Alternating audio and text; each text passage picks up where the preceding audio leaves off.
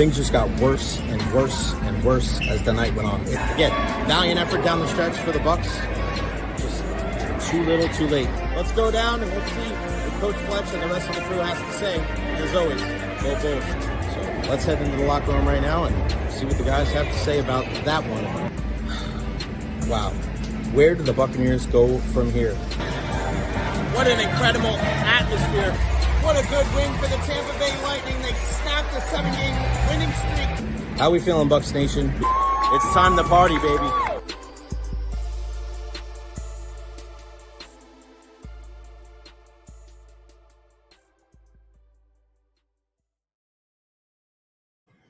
What is going on, everybody? Welcome to the Jay Recher Podcast, live from the kind of new, and it's a work in progress. We got a lot of stuff going on here in the new podcast room here. Again, just kind of putting everything together. I got all of my bobbleheads and all the stuff from the Rays in the back. We still got to fill in some spaces, so don't hold it against me. It's still, like I said, a work in progress. We got to move things over a little bit to close up the spaces.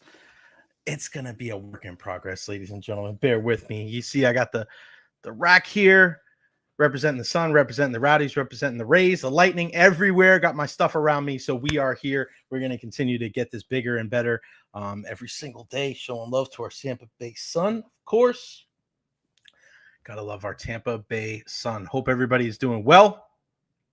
Make sure you follow me on all social media platforms, Facebook, YouTube, Twitter, Twitch, TikTok. I am everywhere. Like and subscribe on YouTube as well. I was just a little change of plans, right? I was going to go to the USF baseball game tonight, but no baseball game tonight because of inclement weather. Man, a lot of rain here in the Tampa Bay area. My buddy Tom Ponzo said, no more rain after yesterday, but man, it looks like more rain. So what are you going to do?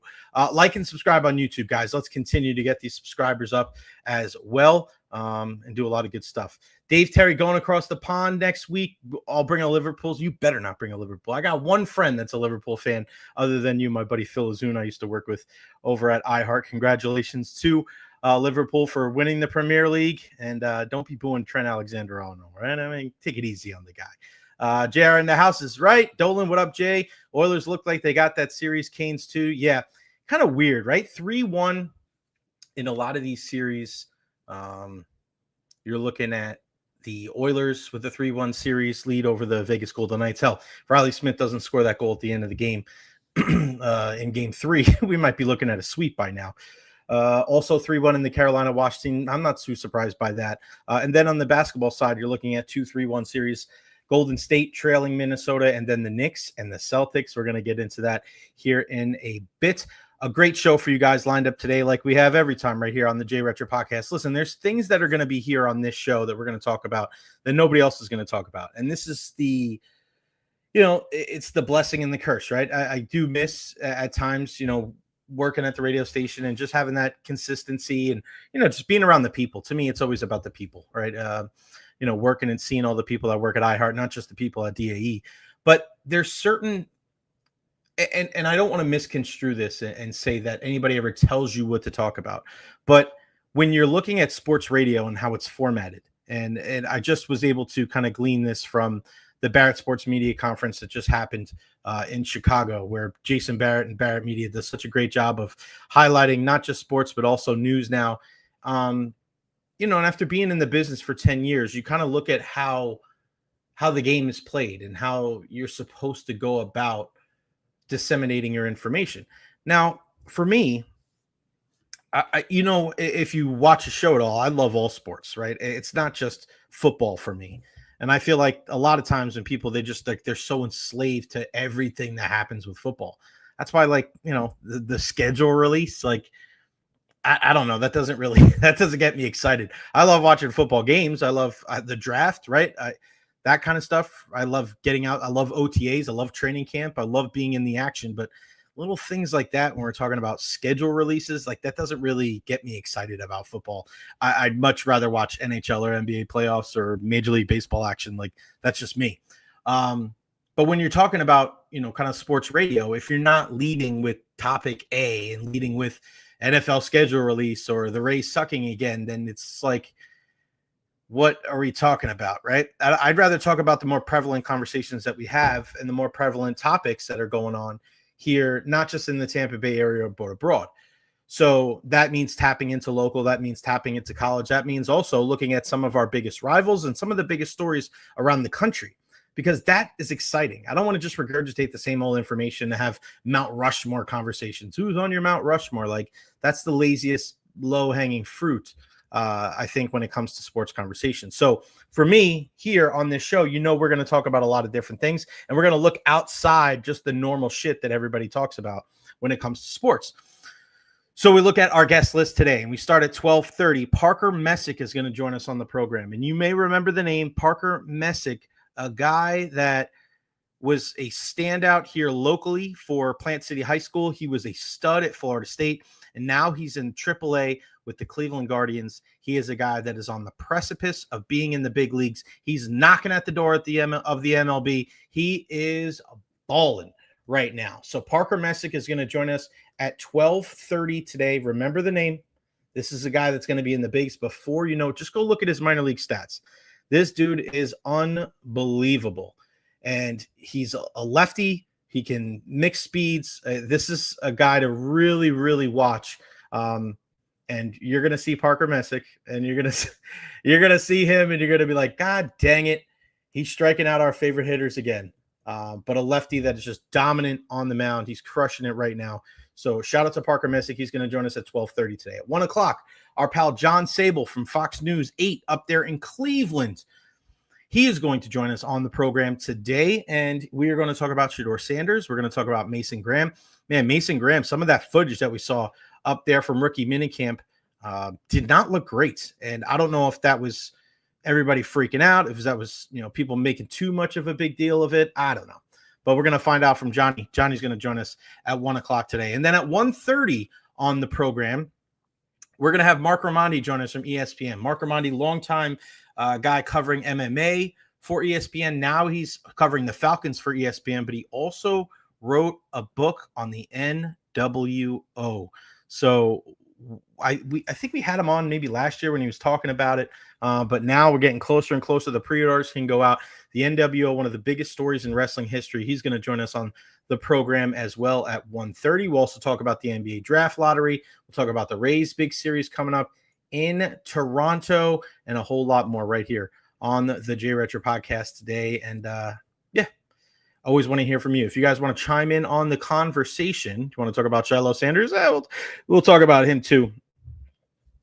Excited to see what he's going to bring to the table. If you want to get in on the conversation, you guys can hop on the link right there, StreamYard.com/RAVSECKFBK. Right there. Just click on that link. It'll take you right to wherever we can be right here on StreamYard. And then whether you're on your phone, whether you're on your laptop, whatever you want to talk about on the program today, you can join in on the conversation. Always very interactive here on the Jay Recher Podcast. I want to hear from you. Benny says Gio was on my Mount Rushmore. You know what's kind of funny? Gio, Rays fan Gio, who was such a big supporter when we were at WDAE, he just kind of disappeared. I hope Gio's okay. I used to see him a lot. I thought he would be a guy that would be, coming by the podcast and saying hello. When was the last time he tweeted? I guess about 15 hours ago. I hope everything's okay with Gio. We used to hear a lot about Gio. Man, I always appreciated the support. I mean, he is a guy that goes above and beyond. So go check him out. If you're going to join in on the conversation, again, feel free to type in that link. He's around. His son just graduated college. So congratulations to Gio and Nick, and hope all is well with those guys. Look at this thing's rattling in the background. I like the motion, right? A little motion action there. Okay. Just take this thing. There we go. We better there? There we go. Give me some space. Give me some space. Yeah, shout out to Nick. Shout out to Gio. Shout out to everybody. All right, good stuff there. Again, get in on the conversation, and we will go from there. All right. Okay, so last night, a lot of great action around the sports world. Rays were off last night, but we saw some good action in the NBA and the NHL, also Monday Night Raw. I'm hoping that they get a third guy there for Seth Rollins and Braun Breaker to go with Paul Heyman. But The big story in sports last night, and I think the biggest story in the sports world right now, is the play of the New York Knicks and their series. They're up 3-1 over the Boston Celtics. Two incredible comebacks in games one and two in Boston against the Celtics, down 20 points. They're able to come back and win, blown out in game 3, unable to kind of stem the tide and get back into it. And again, game 4, again, going down double digits, they find a way to come back and win. One of the big stories of the game was Jason Tatum, and we're still waiting on the MRI results. Your heart just goes out to the kid. He was unbelievable last night with 42 points and fadeaway jumpers, step back threes. He's just such an incredible talent, an NBA champion, an Olympic gold medalist, stand out at Duke for 1 year before he was drafted in the first round by the Celtics. It just, the Knicks were probably going to win that game anyway. And I'm not shy to the fact of, knowing that I'm a big Knicks fan, always have been, always will be, but it did take a little bit of the excitement out of that game when you saw JT go down. You just saw it on social media too. And is it an Achilles? Like, that's where your head goes right off the bat, because he makes that, movement forward. Didn't look like it was like a contact type injury where he knocked into somebody and he was writhing in pain, has to get helped off the court. You saw him in the wheelchair, his head in his hands. Like, these guys know they're such in control of their bodies. They put so much work into keeping themselves, healthy and in shape and ready to perform at the highest levels when the lights are the brightest. Your heart goes out to the kid. It really does. Now Boston has the heart of a champion. I do not see them laying down. I see them coming out, throwing a bunch of haymakers in game 5. I don't think the series is over. It's going to be awfully tough for them to be able to win without their best player. But I think game 5, the crowd's going to rally behind them. Your bench players, usually your depth guys, play a lot better at home. So I don't think this series is over, but it's a steep mountain to climb when it comes to the Boston Celtics winning the series. I think the Knicks win probably in 6. But this is a very unique situation when it comes to the Knicks, because when you look at New York, and it's the biggest media market, they're such an easy city to root against. And I know it's ironic coming from me, but it's so easy to root against the Yankees, right? That's the number one team, I think, to hate against. I think maybe in all of sports, but especially that city, especially because it's the number one media market, and the fans. Like, if the fans have a lot to do with it as well. Obnoxious people that live down here in the Tampa Bay area that are Yankees fans, have never even been in New York. Like, there's just a lot of reasons why, you dislike the fan base, dislike the team, dislike the city, what have you. But there's something endearing about the New York Knicks that they are.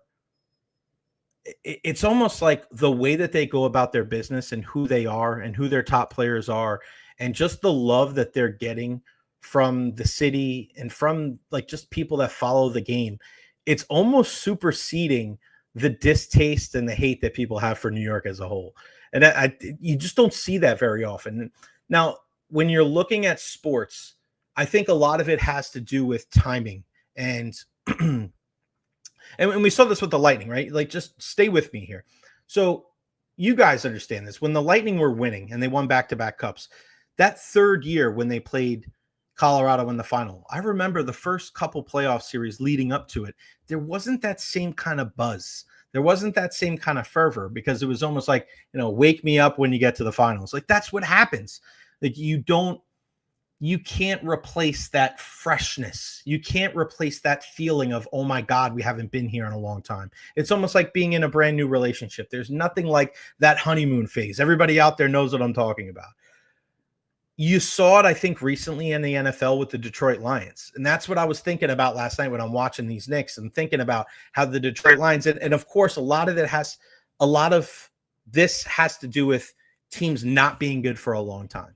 So when you're a team like the Detroit Lions, who are, just mired in futility for so long, and then they're really good, and you have that passionate fan base that's just kind of just sitting there and bubbling under the surface, and then you give them something to cheer for, then you see the M&Ms and you see all these people, like it becomes cool, right? And it's just one of those things where you've undergone so much pain and so much anguish for such a long time that when your team's finally good, it's like you exhale and it's like the what is it? The Care Bears, man. The heart just like explodes out of your chest, and there's just emotion going everywhere. And you have friends and family members that may have not been fans, or maybe just kind of casual fans, and then the team's good, and all of a sudden, like, it's just like a new lease on life.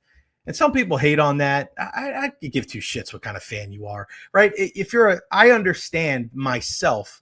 I am a different kind of guy. I am a guy that I don't need to bet on sports. I don't need to be involved in fantasy leagues. I don't need to have money on a game. Like, I love sports, and I don't care what sport it is. But I know that everybody's not like that. So it would be naive for myself to look at other people and say, I can't believe you're like that. I'm sure they can say the same thing about me. So whatever kind of fan you are, whether you're a casual fan, whether you're a diehard fan, like, this is sports. This is something that we do as an escape from reality. This is something that's supposed to be fun. It's supposed to be something that if you spend some of that, that disposable income that you have, and you want to go to a game and you want to take your wife and you take your kids, like, God bless you, man. Go do whatever the hell you want to do. You only have one life. Have fun. But it's just amazing to be able to see fan bases that are tortured. And then they have moments like we've seen the last couple of years. Like, I hate to say the Red Sox, but when they endured all that pain and all the curses and they finally won, I didn't watch a lot of that shit, to be honest with you. But I know that there was a lot of people that were very happy. I mean, the team that sticks out to me was the Chicago Cubs. All of those years. I mean, people, imagine living 70, 80, 90 years on this earth and never seeing your team win the championship. And, Cubs fans like rejoicing. And you just don't know, man. It is for the love of the game. And I remember going back to when the Yankees won in 96. I was at my grandma's house in Westchester, and we were in our apartment in Harrison, New York. And I remember 96, Mark Lemke hits the pop-up. Charlie Hayes catches the pop-up right in front of the dugout. And, everybody's happy. Everybody's rejoicing. And I look over, and there's my grandma, who was, got to be in her 70s at the 60s or 70s at the time. And my grandma was a huge fan. Huge. She was always a big sports fan. She babysat for Dr. J, Julius Erving. Like, I mean, my grandma was the shit, man. Big Notre Dame fan, big Yankee fan. And she was crying.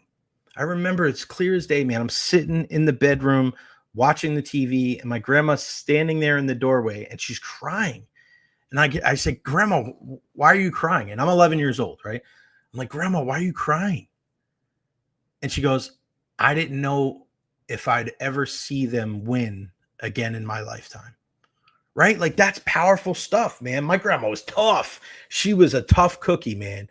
She was no joke. But that's what being a fan is all about. And you can bitch and moan and complain, and you can say, oh, man, look at all these famous people that are on the court side for the Knicks games. That's no different than any other NBA game out there. It's just that when you look at the New York Knicks, like, that's what they do. Like, this is the biggest media market in the world. If you're hating on Tracy Morgan and Ben Stiller, who were at all the games pretty much anyway, and Spike Lee and Timothy Chalamet and Sting and all these other people, like, that's what it is.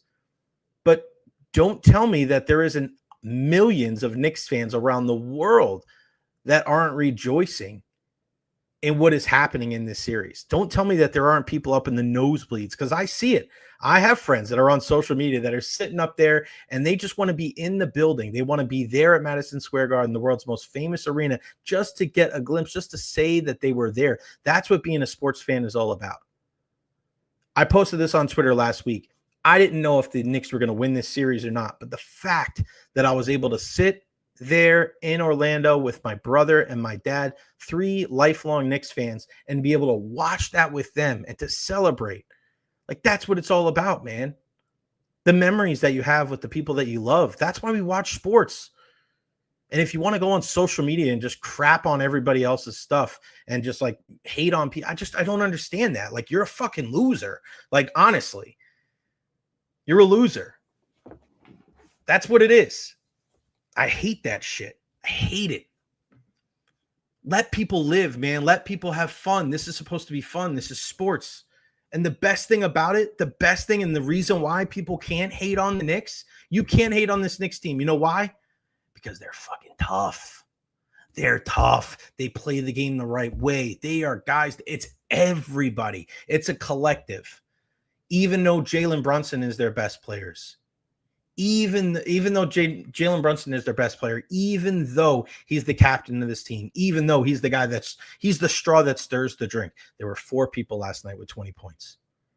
Karl Anthony Towns, unbelievable game last night. Mikal Bridges, such a phenomenal defender, and a guy that his mid-range game, the fadeaways, just the funky looking jump shot, and then OG Anunoby, the silent killer. But then you get contributions from Josh Hart and Miles McBride and Precious Achiuwa and Mitchell Robinson. Like, this is a team that it's easy to root for. And for all of the narratives over the years and all the connotation when it comes to teams in New York, it's always the glitz, the glamour, the high price, the salary cap pushers, right? A lot of that derives from the Yankees. I understand that. But the best Knick teams over the years, the best ones, going back to the 70s, to the 90s, to now, they're blue collar. It's contributions from everybody. That's why it's fun to watch. That's why it's hard to root against them. You could hate them because they're New York, but you can't hate the Knicks because of who they are. That is a blue collar team. And I was having this conversation with somebody last night because I was at lunch with my uncle a couple of years ago, and I was asking him about the Knicks and those Knicks of the early 70s, because you saw Bill Bradley last night, a U.S. senator that was a member of those Knicks championship teams in the early 70s.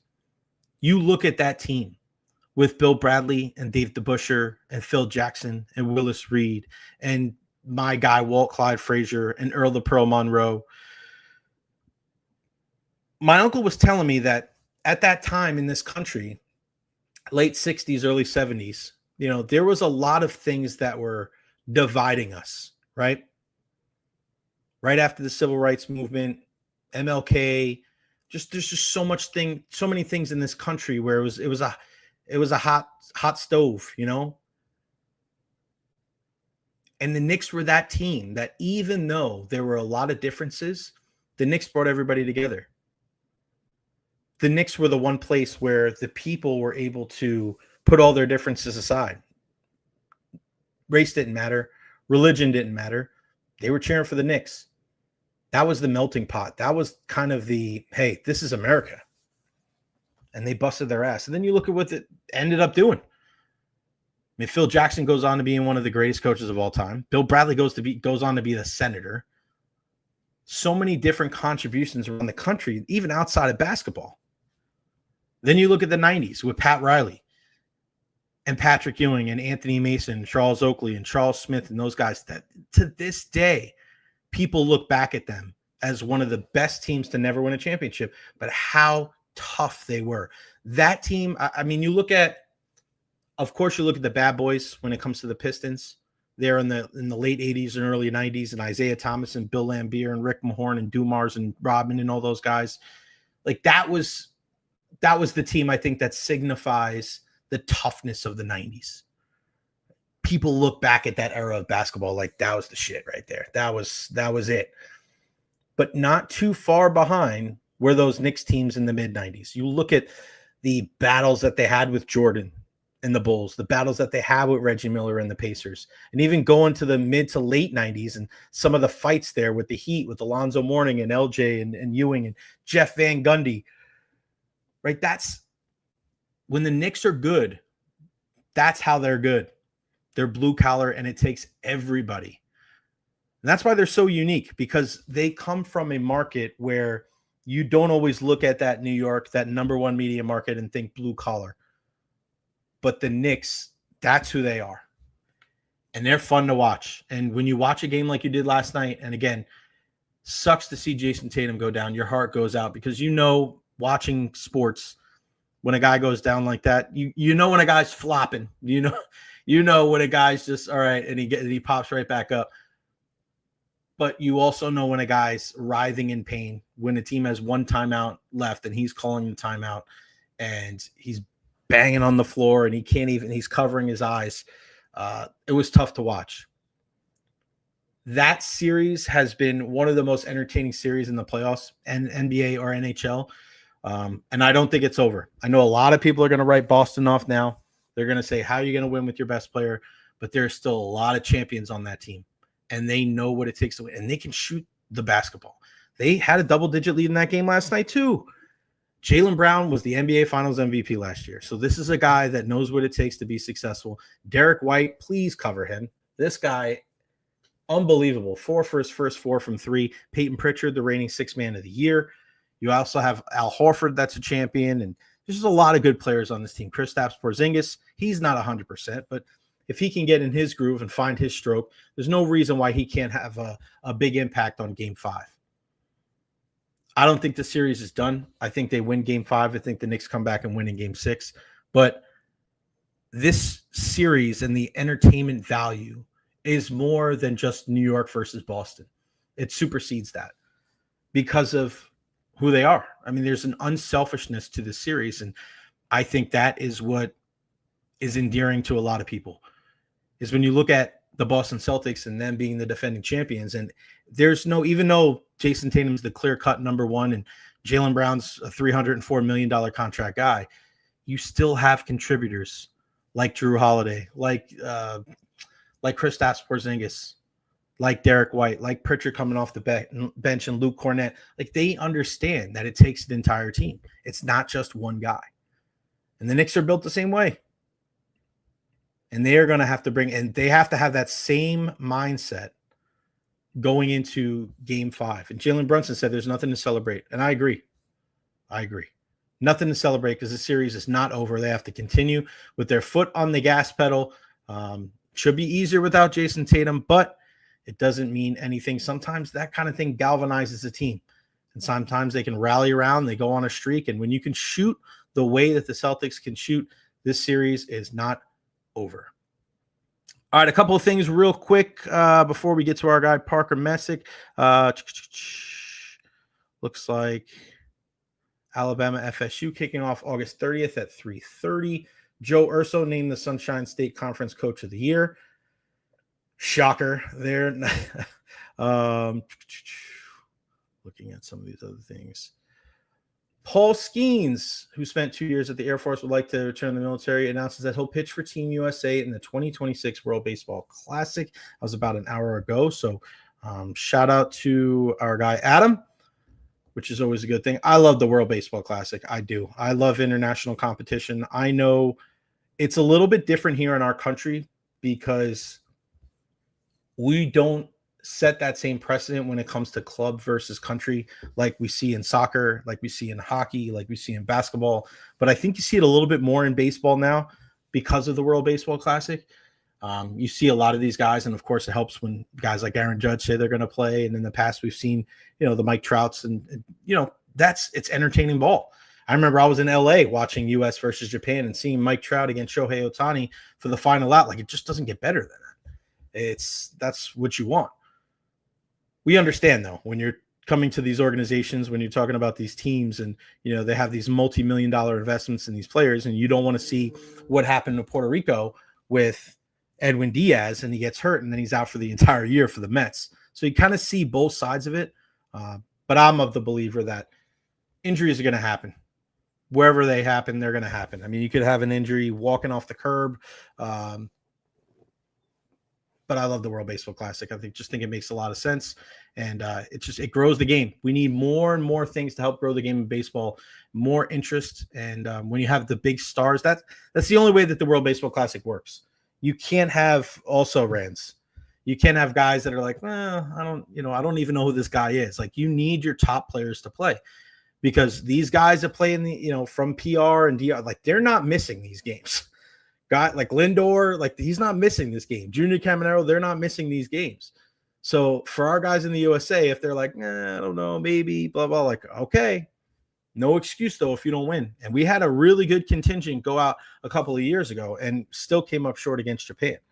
So baseball is a global game, and there are so many different players that are going to be participating in the World Baseball Classic. I mean, you look at Randy Arozarena was able to do, and he was able to use that to catapult him into a fantastic year with the Tampa Bay Rays. They started out 13-0 that season. Like the World Baseball Classic got his engine going early, and man, we had a season for the record books. Unfortunately, it didn't end the way that we all wanted it to. All right, let's bring him in. Tampa Zone, my guy, Parker Messick, the Plant City hat, baby. I had to wear it just for this. My brother, what's up, man? How are you? I'm great. I'm happy to see you. Happy to talk to you for the first time in a while. I know, man. And it's so funny. Like I was thinking about you played. I'm trying to remember who did you play for the Bullets who did you play for growing up when you were like 9 and 10? I didn't play much summer. I played for like a Plant City. I think it was the Pirates, Plant City Pirates when we were like 13, 14. But I played every sport when I was younger. So I never like had time to play summer baseball when I was like really young up until I got into high school. I was football, basketball, soccer in middle school. I played at whatever was in season. That's what I was playing. Yeah, we'll thank Papa TJ for that one for sure, man. Yeah, keeping you balanced, no doubt. No doubt. So how are things right now, man? How's the arm? How you throwing the ball? I mean, I've been keeping up with you. Every time I get a freaking highlight, it's like Parker struck out another 7. He struck out another 9. Like, how you feeling? How are things going now? Yeah, I've been feeling great. Everything's going really well. I was fortunate enough to be able to start the season in AAA this year and got off to a hot start. Just been feeling good. I'm trying to find new ways every outing to get a little better. You get to learn a lot from this level, these level of hitters because everyone's so good. Everyone's knocking on the door of the big leagues when you're in AAA. So I'm getting a lot of feedback when I make a mistake or when I make a good pitch on what I need to do next time to get that guy to swing a miss or get him to maybe take a strike or something. So it's really cool. It's a different level of baseball and it's fun. Like I'm using my brain now to play the game versus just going out there and raw emotion. Even though I still pitch with that emotion, it's a lot more of a mind game, a chess match. So it's really fun to be able to pitch at this level. Yeah, you mentioned emotion. I think that's one of the biggest things and I mean, I've seen it from you. I mean, dating back to the Plant City days, but that was one thing that I know at Florida State, people were like, oh my God, like this guy is just, and it was never to the point where that you felt like you were showing somebody up or anything like that. How do you harness that? Because, you're the guy with the ball, you control the tempo, you control the speed. How do you find that balance of like, I got to be intense, but I also can't go over the line because I'm trying to throw 80, 90, 100 pitches here. Yeah. I think me, you have the fortunate advantage of knowing me on and off the field. Right. I'm very just kind of calm off the field. Like I'm not the same person that I am when I step on the mound. And I think having that balance to where I know in the game when a runner gets on second base and the game's tied and that guy cannot score, that's just where I think of those things while I'm standing on the mound. And that's where like the next level of energy comes out. Like I flip that switch where it's like, in my head, I'm telling myself, you are not going to score. You are not going to touch home plate. I'm going to strike out everyone I have to. So that guy doesn't. So that's what's going on in my head to where when I strike that last guy out, you see the emotion come out when I'm going off the mound. Cause it's not like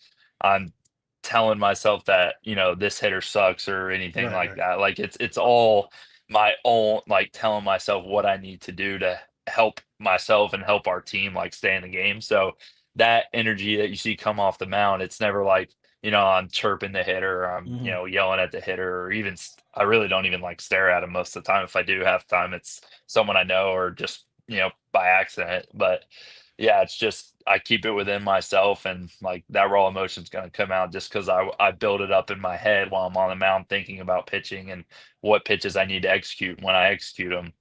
It's fun to let everyone know that I just executed them. So that's where it comes out. I try to be humble about it. I never want to show anybody up and baseball's fun. It's a fun game. So I want to have fun playing it.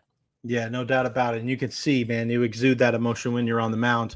What has been the conversation as far as like, man, you've been doing well. And we've seen it, you and I have, over the years of guys that, we always follow the Tampa guys and some guys, have some modicum of success. Sometimes guys struggle. What's the conversation like when you get to this level of where you're starting at AAA and the organization kind of tells you like, because there's been great pitchers. Cleveland's been such a great farm system, and you just see so many great young pitchers, and they're able to get, whether it's in the rotation or in the bullpen.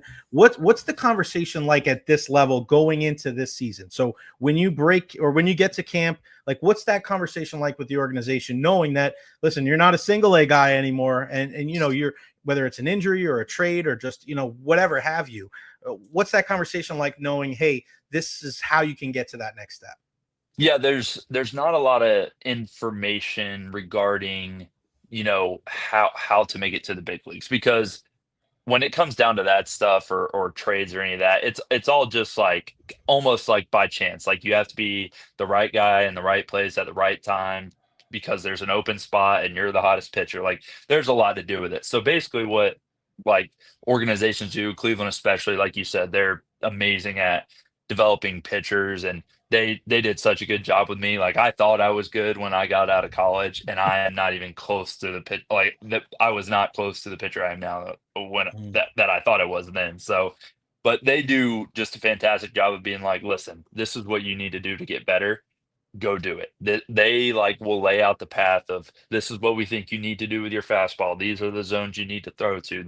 This is what you need to do to get your slider better. We want you to, get ahead and count so you can go deep in the game. So they take all of those little things and like lay it out for you. So I know that this is what I need to do to succeed without, saying things like, this is what you have to do to get to the big leagues, because Right. that to every pitcher is like, oh my gosh, I have to fix that or I'm never going to make it. Like, and as a player, if you're worried about, the next step or how you're going to get there, you're not going to perform where your feet are. Right. And that's the biggest thing for me. Like, me, I believe the Lord's going to put me in that place when the time is right for that. And, it's not now. My job is to go dominate every start I can in AAA. So whenever that time comes, it'll come. I'm not worried about it. It'll happen when it happens. So I'm just here to, dominate where my feet are, and, hopefully it works out.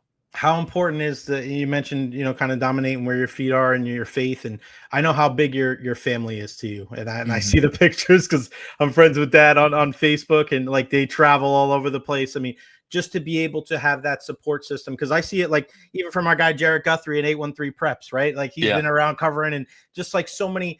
What is it like to be able to have that support system wherever you're traveling across the country, but knowing back in Tampa and Plant City, like that people are still following you and still supporting you? Yeah, it's unbelievable. I'm blessed by the Lord to say that I have so many people that have my back, that I know if I never threw another baseball for the rest of my life, that I would still have so many people that, still love me and support me in whatever I choose to do. And, fortunately for me, baseball has been going well. So it's just fun for everyone to be able to, support me from, small town Plant City, Florida. It's awesome. And, I made a joke that I think Cleveland plays like sometime, and they play in Tampa at some time. I don't know when. And I was like, man, I may have to buy like half the stadium tickets for that game if that ends up happening at that time. But I always think that's so funny, and it's so cool just to. My family does travel, all my friends want to come up to games. Everyone from the Plant City High School state championship team, like I'm still best friends with all of them, and they all support me and or text me after every game. It makes it easier to pitch when you have people behind you. Yeah, I remember being there and seeing, you and Coach Fryer and the whole crew. Like, I try to tell this to people, and we have this conversation a lot here locally when it comes to the Rays, but I was describing the Saladino tournament to my brother actually today, because he lives in New York. High school baseball in Tampa. I mean, do you talk about that at all to any of your teammates or anything like the guys over the years? Because I sit there and, I was coaching at Freedom before you were in high school, and, I coach against Jose Fernandez. I coach against Kyle Tucker, and it's just like, it's just wild. Do you guys ever talk about that, high school baseball in Tampa? Yeah, we do a lot actually, because some of the guys that are still on my team, like Franco Elman, who put Alonzo. The Wade Boggs Award, like when I was a sophomore or junior, it was me and him, the two finalists, and now we're pitching in AAA together. But yeah, it's nuts. All the guys, from our area, from the 813, that are pitching in pro ball or playing in pro ball. There's a lot of talent, and I can name a few guys. When I was flying out to spring training, I think this past year, I saw Freddie Tarnock from Oh Riverview my for the first God. time in a while, and he was like, I think he was with the A's still, maybe it was 2 years ago, but he was flying out for big league camp when I was flying out to Arizona for Cleveland. It was just cool because we're both, flying out of the same airport. I haven't seen him in a while, and we talked for a little bit, but there's just so many guys like that where that time of the year you never know who you're going to run into in an airport. So there's just so much talent. It's cool to see how many people end up being successful out of our area. Freddie Tarnock, 6'11" or whatever the hell he was. That's Yeah, a tall dude, man. throwing Yeah, it's funny. 100. Yeah, I know, right? It's funny because I saw Alex Faedo a couple years ago too, and I was just like, man, Tampa baseball guys, they're everywhere. What was spring training like this year? I mean, going against some of these big time hitters, who was that one guy? Has there been a guy that you stepped in the box yet? Either spring training or in the AAA level that you're like, whoa, I'm facing this dude? Yeah, there's been a couple guys, especially in AAA, because AAA is basically just a lot of big leaguers that are down trying to get their swing right so they can go back up, or guys that are rehabbing. I faced Marsh from the Phillies the other day, a couple weeks ago. I mean, I faced a ton of big leaguers already, and it's really cool because it's like I basically get to measure myself up, where it's like I'm either going to be good enough to pitch against these guys that can hit 300 in the big leagues, or I'm not. So it's been pretty cool to see that I am able to get those guys out when I lock it in and I focus and I make my pitches. It's still the same game as it was when I was playing at Plant City Little League. Like if you do all the things right, you're gonna have success. So it's just fun to play against the big guys that I was in high school. I'm trying to get their card on MLB The Show so I can put them in my lineup, and now I'm playing with or against them. It's so much fun. It's surreal, but it's so cool. Yeah, the Diamond Dynasty guys for sure. Yeah, no doubt. What was I gonna say? How close do you guys keep an eye on the big league club at the AAA level? Because I know you're going about your own business, but I always wondered that, like, if you're in the rat race of AAA, blah blah blah, how close do you keep an eye on what the Guardians are doing? Because you don't want to like get called up and then you're in the middle of like a 3-game losing streak or 3-game winning streak, and you're like, well, I don't know, bro, I wasn't here. Like, how close do you pay attention to what's going on at the big league level? Yeah, we try and pay a decent amount of attention. Like it's more, I don't want to say on our manager, but our manager Right. and all of our coaches like have that communication with the big leagues to where they're kind of relaying everything that we need to know. There's a lot of communication, and it makes it really easy on us. So, we watch the games when we can, like if we have an off day, or if they play at 1 and we play at 7 and we're able to catch their game, we'll probably throw it on in the locker room and watch it just to keep up, because a lot of those guys we're all friends with, and we hang out with them in spring training, and we want them to do well too. So it's just fun we call it, like some of the guys joke, it's like JV and varsity. Like we're the JV team waiting to get called up to varsity. But yeah, it's cool to see them play when we can, because ultimately that's where you want to be. So you want to see what they're doing to be successful. So you know what you have to do when you get your name called. One guy that when people ask like who's the best player in the bigs, and there's a lot of names, and you go Judge, you go Ohtani, Betts, whatever.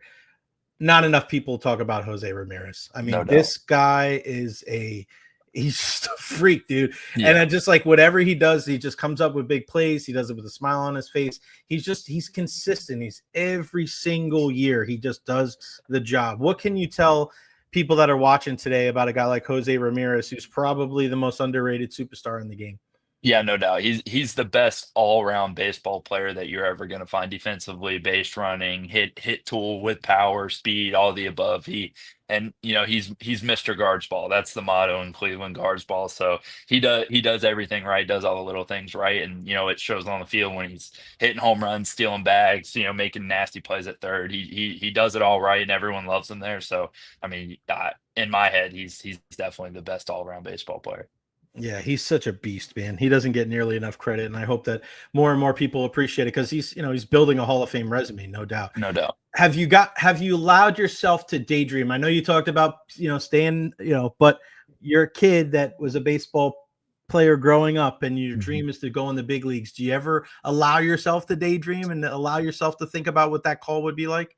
Yeah, there's definitely times. I mean, you joke about it with family all the time, and the timing of it, what's going on at home, and when that time will come. But it's impossible not to think or talk about it. So you called me out. You're exactly right. But most of the time when we have those moments, it's like we'll just go have another 10K start in AAA, and maybe it'll be next week. It's like that's what I always bring myself back to. And as soon as I let myself, think about it for a couple minutes, but Right. you try and bring myself back down to earth. You never, that time could come a minute after this little podcast, and then or it could come 3 months down the road in August or September. So you just never know. So it's fun to think about, but just try and keep it simple.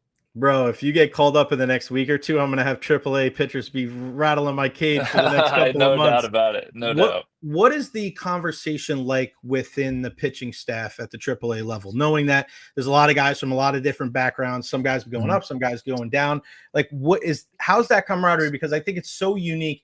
I've had this conversation over the years with the guy with the Rays, especially, bullpen guys and starters, but at that AAA level, knowing that you're so close to getting to the big leagues, what is that relationship like with the other guys on the staff and the other guys in the in the bullpen? Yeah, it's funny you say that. It's actually really cool. I was just telling someone about this the other day, but I'm fortunate enough to be the youngest starter on our AAA staff. So I'm like the guinea pig. Like I basically don't know anything. I've never had that big league time like some of the other guys have. I haven't even had that AAA time like other guys have. So I'm the one asking all the questions, which it's really cool because I get to ask and then I get to listen. And that's the most important part. You don't want to be the guy that talks all the time. You want to be the guy that listens the most, and that's how you learn, and that's how you like take it onto the mound. So, I've been fortunate enough, like Vince Velasquez has over 8 years of showtime as a starting pitcher, and he's in our AAA locker room, talking with us and hanging out. And he's one of those guys that's super humble, really cool, says, talks to everyone, answers any questions you have. Just awesome guy to have in the clubhouse. And it's really cool for a guy like me who has, a month in AAA versus 8.5 years in the big leagues, to where I can ask all those questions and just learn from him and see, how he was able to stay successful for so long. And even guys that are been in AAA for a year that were really good pitchers, like Doug Nikhazy, he's got his opportunity to debut this year. And I'd spent a lot of time talking to him in the dugout, just how he pitches and what he thinks. And we all communicate. It's really cool the different levels that everyone is pitched at. Now we're all at the same level, and how we can build off each other and make each other successful. God, Doug Nikhazy, that's a name. I want to say he played for the West Orange Wolves maybe back in the day, and then is Slade on the team too? Slade too. Yep. Slade, I remember him. He was with the Team Florida, maybe. Like, man, these are names from the way back. This is no doubt. This is pre-radio Coach Jay Recher machine here. No doubt about it. What's the repertoire looking like right now? Because I know the one pitch that I loved, and I would like, if I had one pitch to get somebody out. Somebody asked me this question, like, because you know me, like when I'm around all the high school baseball coaches that have been around 40, 50 years, they're like, I ask, who's the best pitcher you've seen? Who's the best hitter you've seen? What are some of the best pitches? And I go, that Parker Messick changeup, buddy. He rode that son of a gun all the way to a state championship. No doubt. How's the changeup looking? What's the repertoire? How has it changed from PC to Florida State to now? It's changed all throughout my career, but I will say the changeup is the one pitch I've found the same grip since my freshman year of high school. So it's only gotten better too. It's only Nice. gotten harder and sharper. So it's still the go-to. It's still my best pitch. But the repertoire right now is currently sitting at the 4-seam with the changeup. I throw a curve. It's kind of like a bigger slurve curveball, but it's still I call it a curveball. Then I have a shorter, sharper slider. And then I actually, this last outing, I started gripping a 2-seam about 2 weeks ago. Threw it in 2 bullpens and ended up throwing it in the game about 8 times, and it worked great. It was a very quick addition to the arsenal. It was just something that I thought would help. The organization thought it would help just to add something, because you can never, not that you have to add pitches to be a good pitcher, but when you have your stuff dialed in, it never hurts to add something else, just to give hitters a different look, put it on the report, just kind of just add. I could end up pitching off it. I could only use it once a game. You have no idea how you can use an extra pitch. It's only going to help you if you can execute it. So that's what it's currently sitting at now. But the arsenal has definitely changed over time from high school to college and to pro ball. You're constantly learning, seeing what works, and sometimes by trial and error. And there's a lot more error than success in the minor league. So you got to learn and adapt and change. And I'm at a place now where I feel pretty comfortable with what I got. I like the 2C, man, especially off the changeup. You know what I mean? Yeah. Going in that same trajectory. You throwing it to righties, to lefties? What I mean? I haven't quite figured it out, to be honest. Like I said, I it's love 2 it. weeks. I love it. I'm That's still fine. learning Yeah. it. It's still a new pitch for me, but it's been pretty fun to mess around with for sure. Oh man, I can't imagine. I mean, like throwing that. I always said those two seams sometimes, and I've seen it with obviously Greg Maddux and Pedro Martinez. You throw it right at that front hip, and the guy's diving out of the way, and all of a sudden, phew, it comes right over there. So yeah, I mean, unbelievable, man.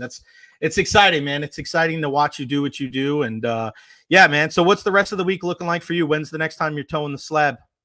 I actually have a bullpen a little later today, but I think I start this Friday. There's a lot of fluidity in AAA with people going up and down and rehab starts and all that stuff. So it's kind of stay open to whenever you might throw. But the earliest is Thursday. I believe I'm throwing Friday. The man, Parker Messick there, AAA, the Cleveland Guardians, Tampa's own, Plant City, Florida State. This has been a lot of fun, my friend. Thank you so much. Continued success. I got your back. I'm following you. Been following you since 10 years, it seems like. Yes, I've been sir. following Thank you. Give my love to the family. Continue success. Stay healthy, and we'll see you in the bigs before you know it, pal. Thank you for your time. Yes, sir. Thank you for having me. You got it, pal. The guy right there, Parker Messick. Listen, when you're talking about players in the Tampa Bay area that you can just get behind and support, he's definitely one of them. There's actually an interview up on my YouTube channel. I'm going to find him. I'll post it later, of Parker and I from the high school all-star game at Tropicana Field, where him and I are just sitting there shooting the breeze. But I mean, that's the great thing. And one thing that I've been telling people for a long time, whether I was coaching or whether I was in radio, the one great thing about living in Tampa is that you're able to see people like live out their dreams. When you're a kid, I mean, I know when I was a kid, I wanted to be a baseball player. Like that was the thing. Like I wanted to live in, New York City. I wanted to play for the Yankees. Like that was what I wanted to do. You're seeing that happen. And for Parker to be able to battle and to grind and to win with Plant City, to win and to kick ass at Florida State, and now with Cleveland, like it's really, really good stuff.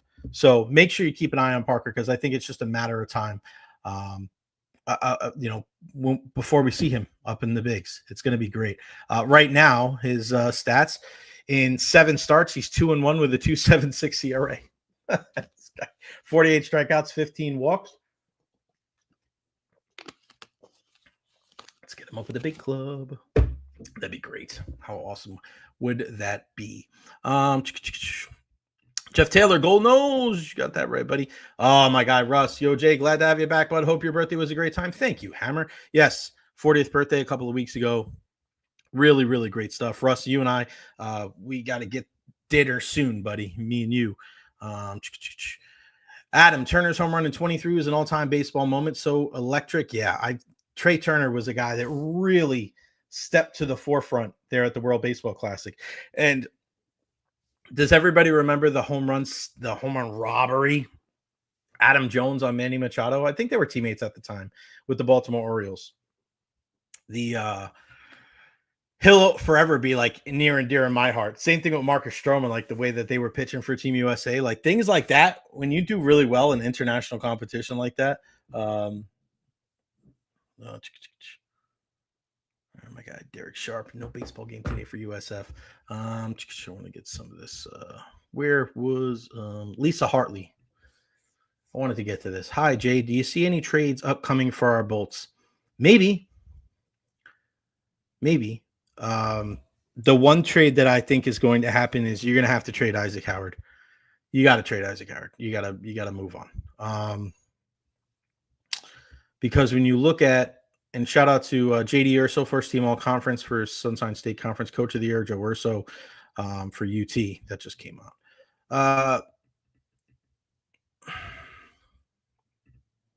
There we go. Hey, Jeff, you know the deal. Isaac Howard's got to go. He's got to go. Again, when you're having this discussion when it comes to Julian Breesbaugh and the way that he's handled this roster, it leaves some to be desired, to be honest. I know that this team needs to be better, right? I when I look at this team, these are the guys that need to stay, right? Kucherov, Point, Gensel. Those are your three guys that are staying on the top line. Cirelli, Hagel. Those are your five, right? Nick Paul stays. That's 6. Connor Geeky stays. That's 7. Oliver Bjorkstrand staying. That's 8. Gage Gonsalves is staying. That's 9. Those are the 9 guys that are staying. Everybody else, I don't know. Yanni Gord, if Yanni comes back, he needs to come back on a 4th-line role and as a penalty killer. That's it. They expected way too much from Yanni Gord. That is not the type. I mean, you guys got to think about it, man. He was a guy that was a penalty killer with Anthony Cirelli the first time around, and he was on that 3rd line with Goodrow and Coleman. He wasn't the first penalty killer because they were. And then you're expecting him to play second power play unit minutes and also on the first line in the first game of the playoffs. Like, that's not good roster construction. And that would have happened, I think, even if Oliver Bjorkstrand may have been healthy. So that's not right. Not good. He is a guy that if he's going to be on this team, it's got to be on the 4th line. I got no issue with him being on the 4th line, even as a center, but he's got to win draws. And you don't have a lot of right-handed shots that are going to be able to win faceoffs. That's why I like Luke Glendening. I don't think you should get rid of him. I think you should retain him at all costs. He's going to score some goals. When he scores, you win. He's a really good faceoff guy. He's a really good penalty killer. I mean, I don't hate him and Girgensons. I mean, now would you want some more scoring from a guy like Zemgus? Yes. So I think but he's tough, man. He's not an easy guy to play against. He's big, he's fast, he's strong, he just can't score. So if you move on from Zemgus, okay, but I'm keeping Glendening because you don't have any other right-handed shots that can win a draw. Defensively, you have your 4. And I saw somebody put this on the text yesterday. This team is not getting rid of J.J. Moser. J.J. Moser is a really good hockey player.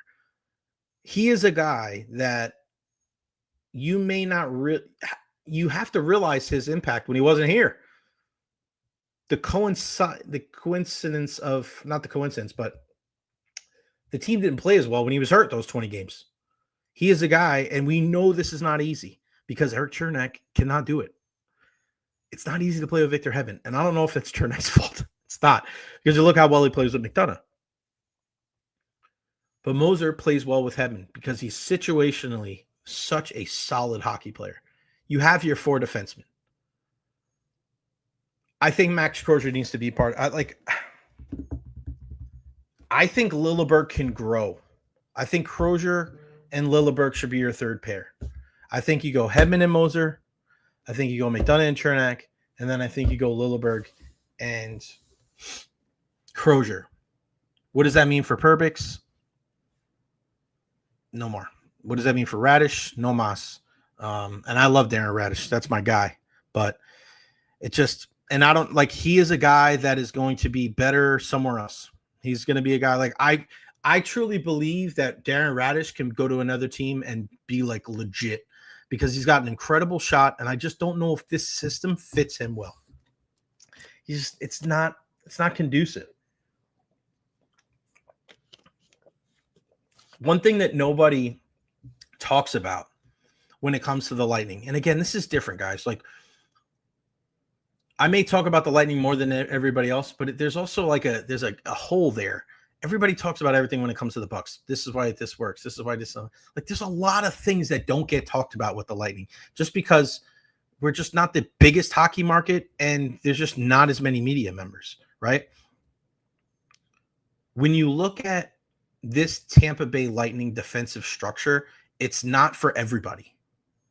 It's not. And you can tell by one person, and that's Eric Chernak. How can Eric Chernak be so good with Ryan McDonough and then look lost at times when he's not with him and not be able to play with Victor Hedman at all? Right? You would think that Victor Hedman and Eric Chernak would be a great pairing, but it's not. It's not a good pairing at all. Like, they didn't even try. They have 7 defensemen. They'll put a lot of different combinations together. They'll never put Chernak. It's very, very sparingly that they'll put that. It's McDonough and Chernak. And listen, for all the talk about going into 2025 and this team and why they don't think that, like, are you really going to get 82 games from Ryan McDonough?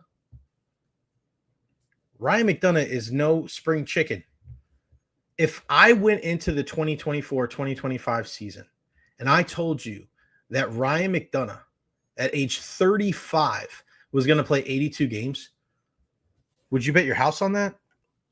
I wouldn't. I wouldn't have. He played all 82 games. You cannot tell me that you think that is going to happen again, because it's not. He's not going to play 82 games next year. So what do? You have to get better around him. The depth has to get better. You have to be smarter with how you construct the roster, because I don't think that Julian did a good enough job this year. And yes, I am older than Ryan McDonough. All right. One of the biggest stories when it comes to sports, when it comes to the National Football League, is whatever the heck is going on with the Cleveland Browns. And let's bring him in. Our pal, John Sabol, Fox 8 from up there in Cleveland. What's going on, brother? How are you? Hey, man, how's it going? You know, it's funny. You say you're older than Ryan McDonough. I'm older than Ryan McDonough. I could recover him with you at the Lightning. Hey, I don't know if you just saw, but I just had Parker Messick on. Tampa kid, Plant City High School, AAA pitcher for the Columbus Clippers. He's going to be a stud for the Guardians, buddy. Keep an eye out for him. Florida State Seminole. This is a kid that is he's just a downright dirty dog lefty. Like, you're going to love him. So when you get a chance to talk to him, because I know he'll be called up here in the next, just make sure you go by and say hello, because Parker Messick is the truth. 2-1 right now with an ERA under 3 in Columbus. I mean, you guys do a lot of great things with pitchers up there in the Cleveland area. Well, it's funny because, you know, that's been their pitching factory for now going on 10 years. You got to go back to before the 2016 World Series run. I mean, that's what they've been doing. And they just can't develop hitters like they did in the 90s. It's been since, get this, it's been since Manny Ramirez, since the Indians/Guardians haven't developed a power hitting right-handed outfielder. Think about that. That's crazy. Think about that. Yeah. Oh, speaking of local kids, by the way, we have down the road from here, I'm looking at a roster as we speak here. There is a young man.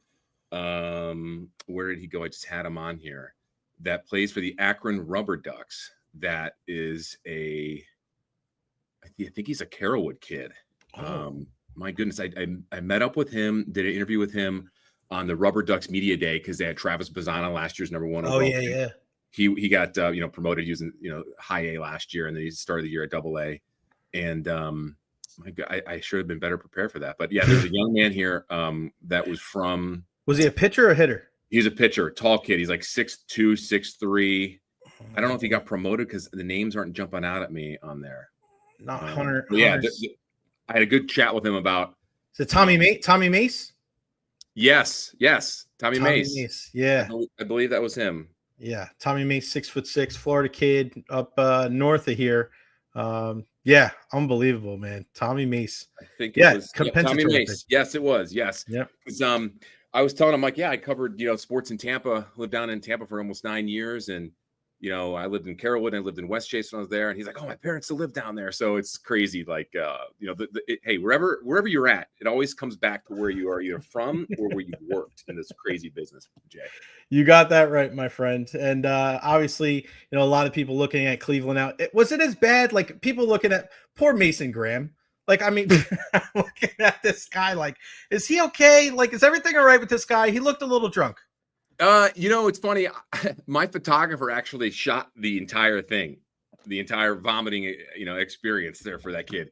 It was just by chance. Kevin Stefanski said he just ate too much. And it's funny because 3 days before that, he was at a wing eating competition with, I think it was like with Stipe or something, because Stipe's a Cleveland guy. Yeah. And so Stefanski's like, I think he needs to hold off on the wings. So, he's a big kid. And he looks like an NFL player.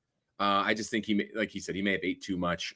It's funny. DeJuan Jones, he's another Cleveland kid, played at Ohio State. He had this happen to him, 3 years ago when he was in training camp, at least. I think it was training camp or rookie mini camp. He did the same thing. The difference was this. DeJuan Jones looked completely out of shape, and it took him a while. Bill Callahan, the former Browns offensive line coach, now the offensive line coach at Tennessee under his son, he got him right. And DeJuan Jones, without the injuries and everything, has not been right since the injuries, but since Callahan left.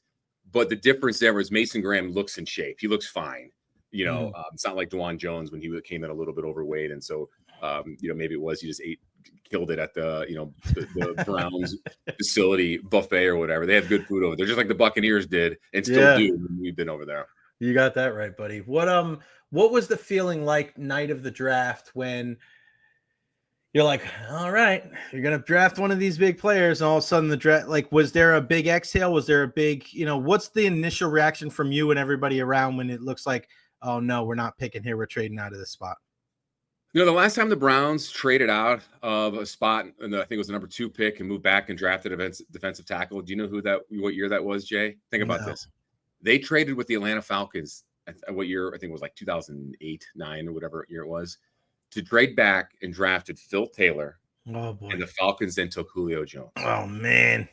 So Phil Taylor turned out to be a massive bust. Mm-hmm. Mason Graham doesn't look like he's going to be a bust at all.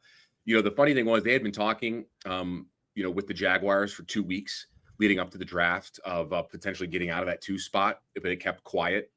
It didn't really pick up any steam till about 4:00 draft night when we were starting hearing whispers. And I was in Berea, the Browns practice facility, and doing live shots for my station, Fox 8 here. And man, like, we're hearing whispers and we're like, wait a second, where'd this come from? And then it's like, it's getting better. It's a better chance. And then it happened. And everyone was kind of like, man, like, we're so used to the Browns trading back to get more capital. But I kept telling people, and I was talking to a lot of the Browns beat writers, Browns general manager Andrew Berry doesn't get a future first-round pick. He shouldn't make the deal. Thankfully, he did, and he made the deal. Yeah, he did. And I think it's a great deal for the Browns. I really do. I've been hard on them for many years with you on the radio and of our times in Tampa together. But it was a great deal because you just moved 3 spots back. You still get like what they consider a generational talent in a defensive lineman in Mason Graham. And you also get extra second-round pick in that draft, and then you get a 2026 first-round pick of the Jaguars. So it's kind of like you have to make that move. Right. So everyone had their sights dead set on Travis Hunter. He was the guy, but if they didn't give him that first-round pick in 26, he'd be in brown and orange instead of teal, black, and gold. And then the Shedeur stuff, man. I had heard from an NFL agent after the combine that Shedeur Sanders was going to fall, and he was going to fall, but we didn't know where. There was one guy in the combine, or one agent was telling me from the combine after talking to a team, one team he spoke to after the combine had Shedeur Sanders as a 5th-round draft talent. Wow. Think about that. I don't know which team that was. I don't think it was the Browns. And we all laughed at it. But we started to get some, more smoke there that he was going to fall. And boy, did he fall. And so, just coincidentally from what the agent told me, that it just happened to be that he fell in the 5th round. The Browns draft, I'm not a big draft round grade guy because it doesn't make a difference. It doesn't make a difference until they play on the field. But on paper, it probably was the best draft of GM Andrew Berry's tenure.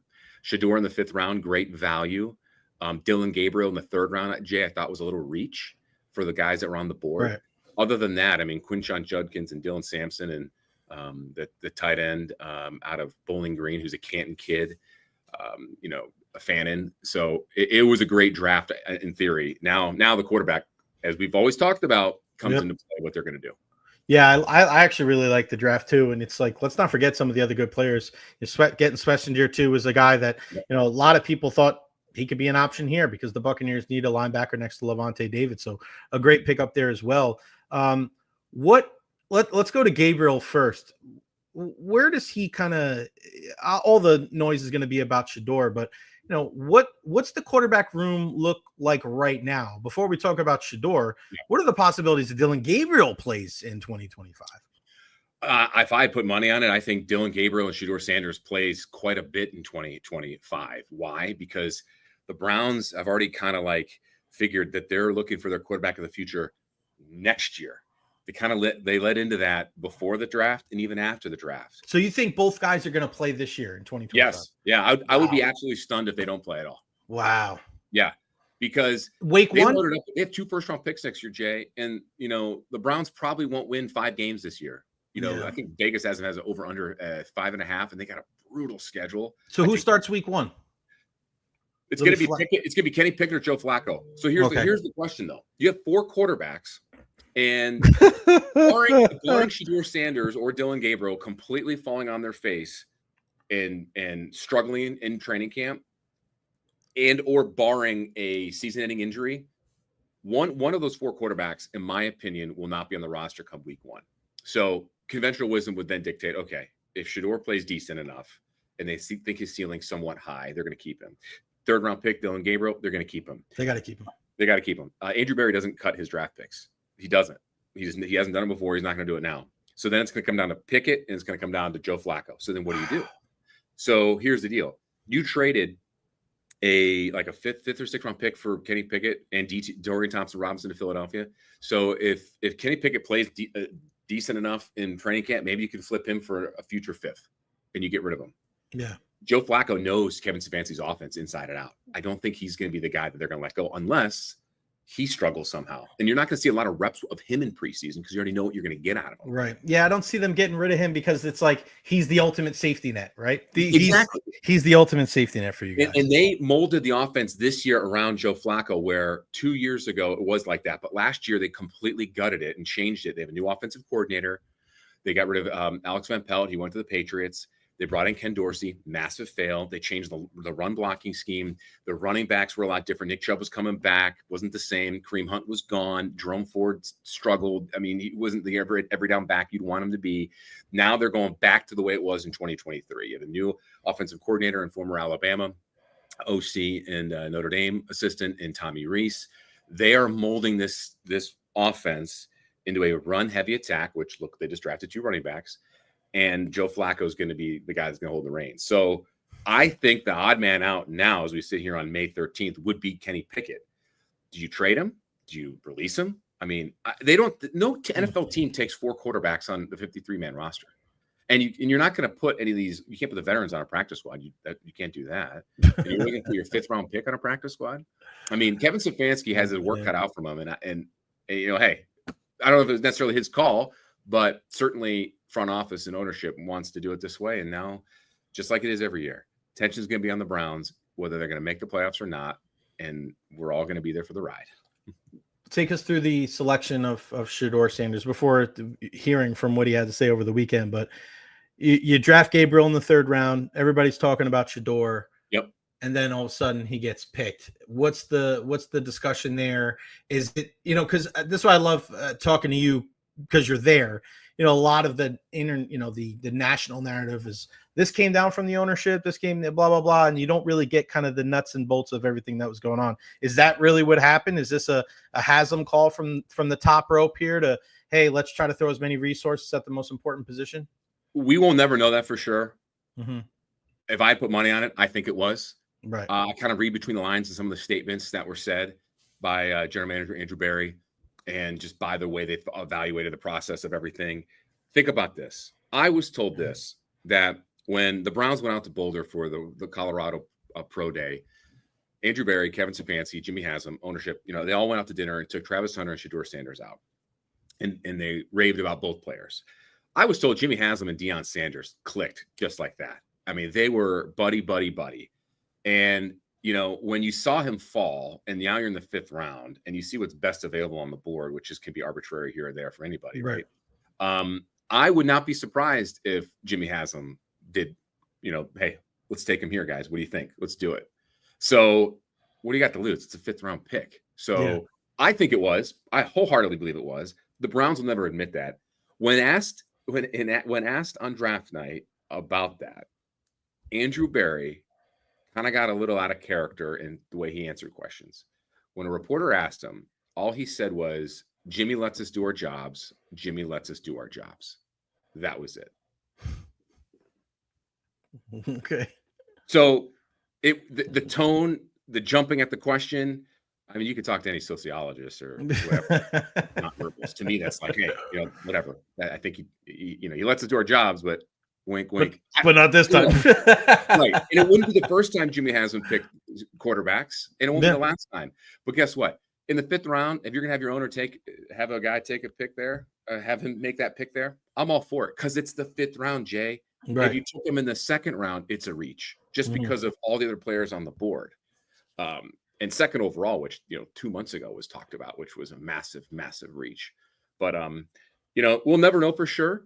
So we can speculate. Browns can say whatever they want. I can say whatever I want. Does it all really matter? No. Now to see how they play and develop on the field. So what was it like hearing Shedeur, hearing Dylan Gabriel, having them, rookie mini camp, and, we had it here in the Tampa Bay area, and we had Shiloh down here. Shiloh's actually made a great impression down here. Yeah. He's talking about, I'm buying snacks for all the people in the DB room. He shook everybody's hand, introduced himself. Shiloh acquitted himself well for weekend number 1. What was that like being around Shedeur and Dylan Gabriel and those guys with all the rookies? Well, I've been told before that Shadeur's been misunderstood in terms of his attitude, and you've always heard the stuff from the Giants and Brian Daboll and their interaction with him during the process, the pre-draft process, and then stuff that's happened throughout the season or whatever.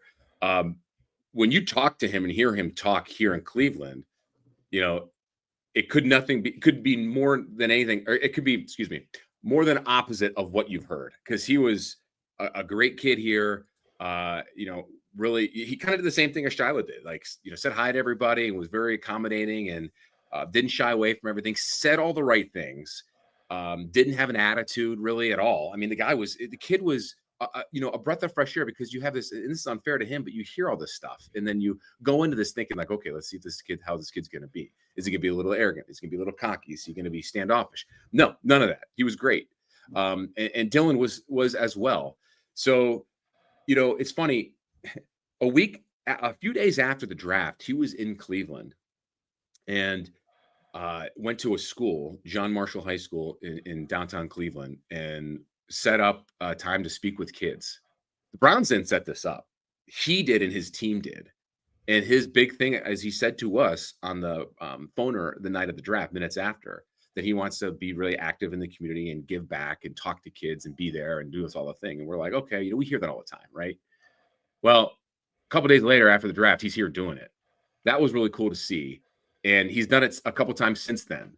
So, I mean, he got to Cleveland right after the draft. I mean, think about it. When rookie minicamp comes in, that's roughly about 7 to 10 days after the draft, give or take, depends on where the calendar lines up. He was here days after, already in the community, already talking to high schools, elementary schools, being around here. And so that was really neat to see. And like I said, he's saying all the right things. He's doing all the right things. Now let's see if he can learn this playbook, and let's see if his talent can show on the field as well. But it was a hoopla, man, with media over there in Berea at the facility with all eyes on he and Gabriel. Dylan took the first reps that first day. Don't look anything into that, as Stefanski said, which, it doesn't make a difference because it's the first day. They just got the playbook less than 24 hours a day before. Right. Both guys looked okay. I mean, we love, I personally don't, but media loves to blow up minicamp, blow up OTAs. T-shirt and shorts. Yeah. I mean, how many times were we sit at one Buccaneer place back then when Jameis Winston had made his first training camp, and we're just looking at him, and it's just it's what we do. But people dissect every single deep throw. It's like, man, that's not a big deal. It's not a big deal, but people chart. Oh, he went 7 of 10 or 8. There are two different quarterbacks. Jay, I will say, they're two very different in terms of their style and mechanics. What's the biggest difference? Well, for one, Dylan's left-handed, right? So it's interesting. You're going to see them like in the drills, right? Dylan's mechanics are way smoother. Dylan Gabriel's mechanics looks like a guy that's played the most college football games of anybody in history, right? He throws a tighter spiral. It is a dart coming out of his hand. Shadeur's mechanics a little more clunkier. And I think a big knock on him was he pads the ball before he throws the ball. That was a big knock on him in the pre-draft process in the combine. That was, once you see that, you look at it, and after like a couple of drills, I'm like, man, that's annoying, but it works for him. Who knows if the Browns get that out of him? Right. His spiral's not as tight. He threw a little wobblier passes, showed off his arm a few times. Dylan did as well. A lot of the writers here seem to be split on who had a better rookie minicamp. To me, it doesn't matter because it's rookie minicamp. But you like to see them, they both look like pros in general, how they handled it and how they went through drills. Sometimes, you know how you go to these rookie mini camps, they need to fill roster spots. And if a team already has their quarterback set, they need to bring in a rookie quarterback off the street from like a JUCO school or a D2 school. And you see this guy there, and you're like, this guy's gonna be working at UPS or AT&T tomorrow once he gets cut. These two, they look like pros in terms of the way they handled everything on the field and in those drills and everything, Sue. That's good, man. That's good to hear. I can't wait to see how it unfolds, and I'm sure you're going to be right on top of everything. Before I get you out of here, let's talk some Cavs, man. I mean, it's just been, I don't want to brag, but some teams, some of our teams are up 3-1, after 4 games. But right, how about the Knicks, man? How about them? I mean, we were on a crash course for. I was like, oh man, we're gonna play the Cavs. They're like, oh man, we're gonna have to play the Pacers. But I mean, the NBA playoffs has just been so crazy. Yeah. I mean, you get the injury. I mean, I tell you what, one of the best performances I've seen so far is Game 3, Donovan Mitchell. That was on another level. F you, get out of my way. Yep. But it just seems like they can't. I don't know what it is, but they can't put it all together. What made them so successful? Is it the injuries? Is it just Indiana playing well? Is it the coaching? What do you see?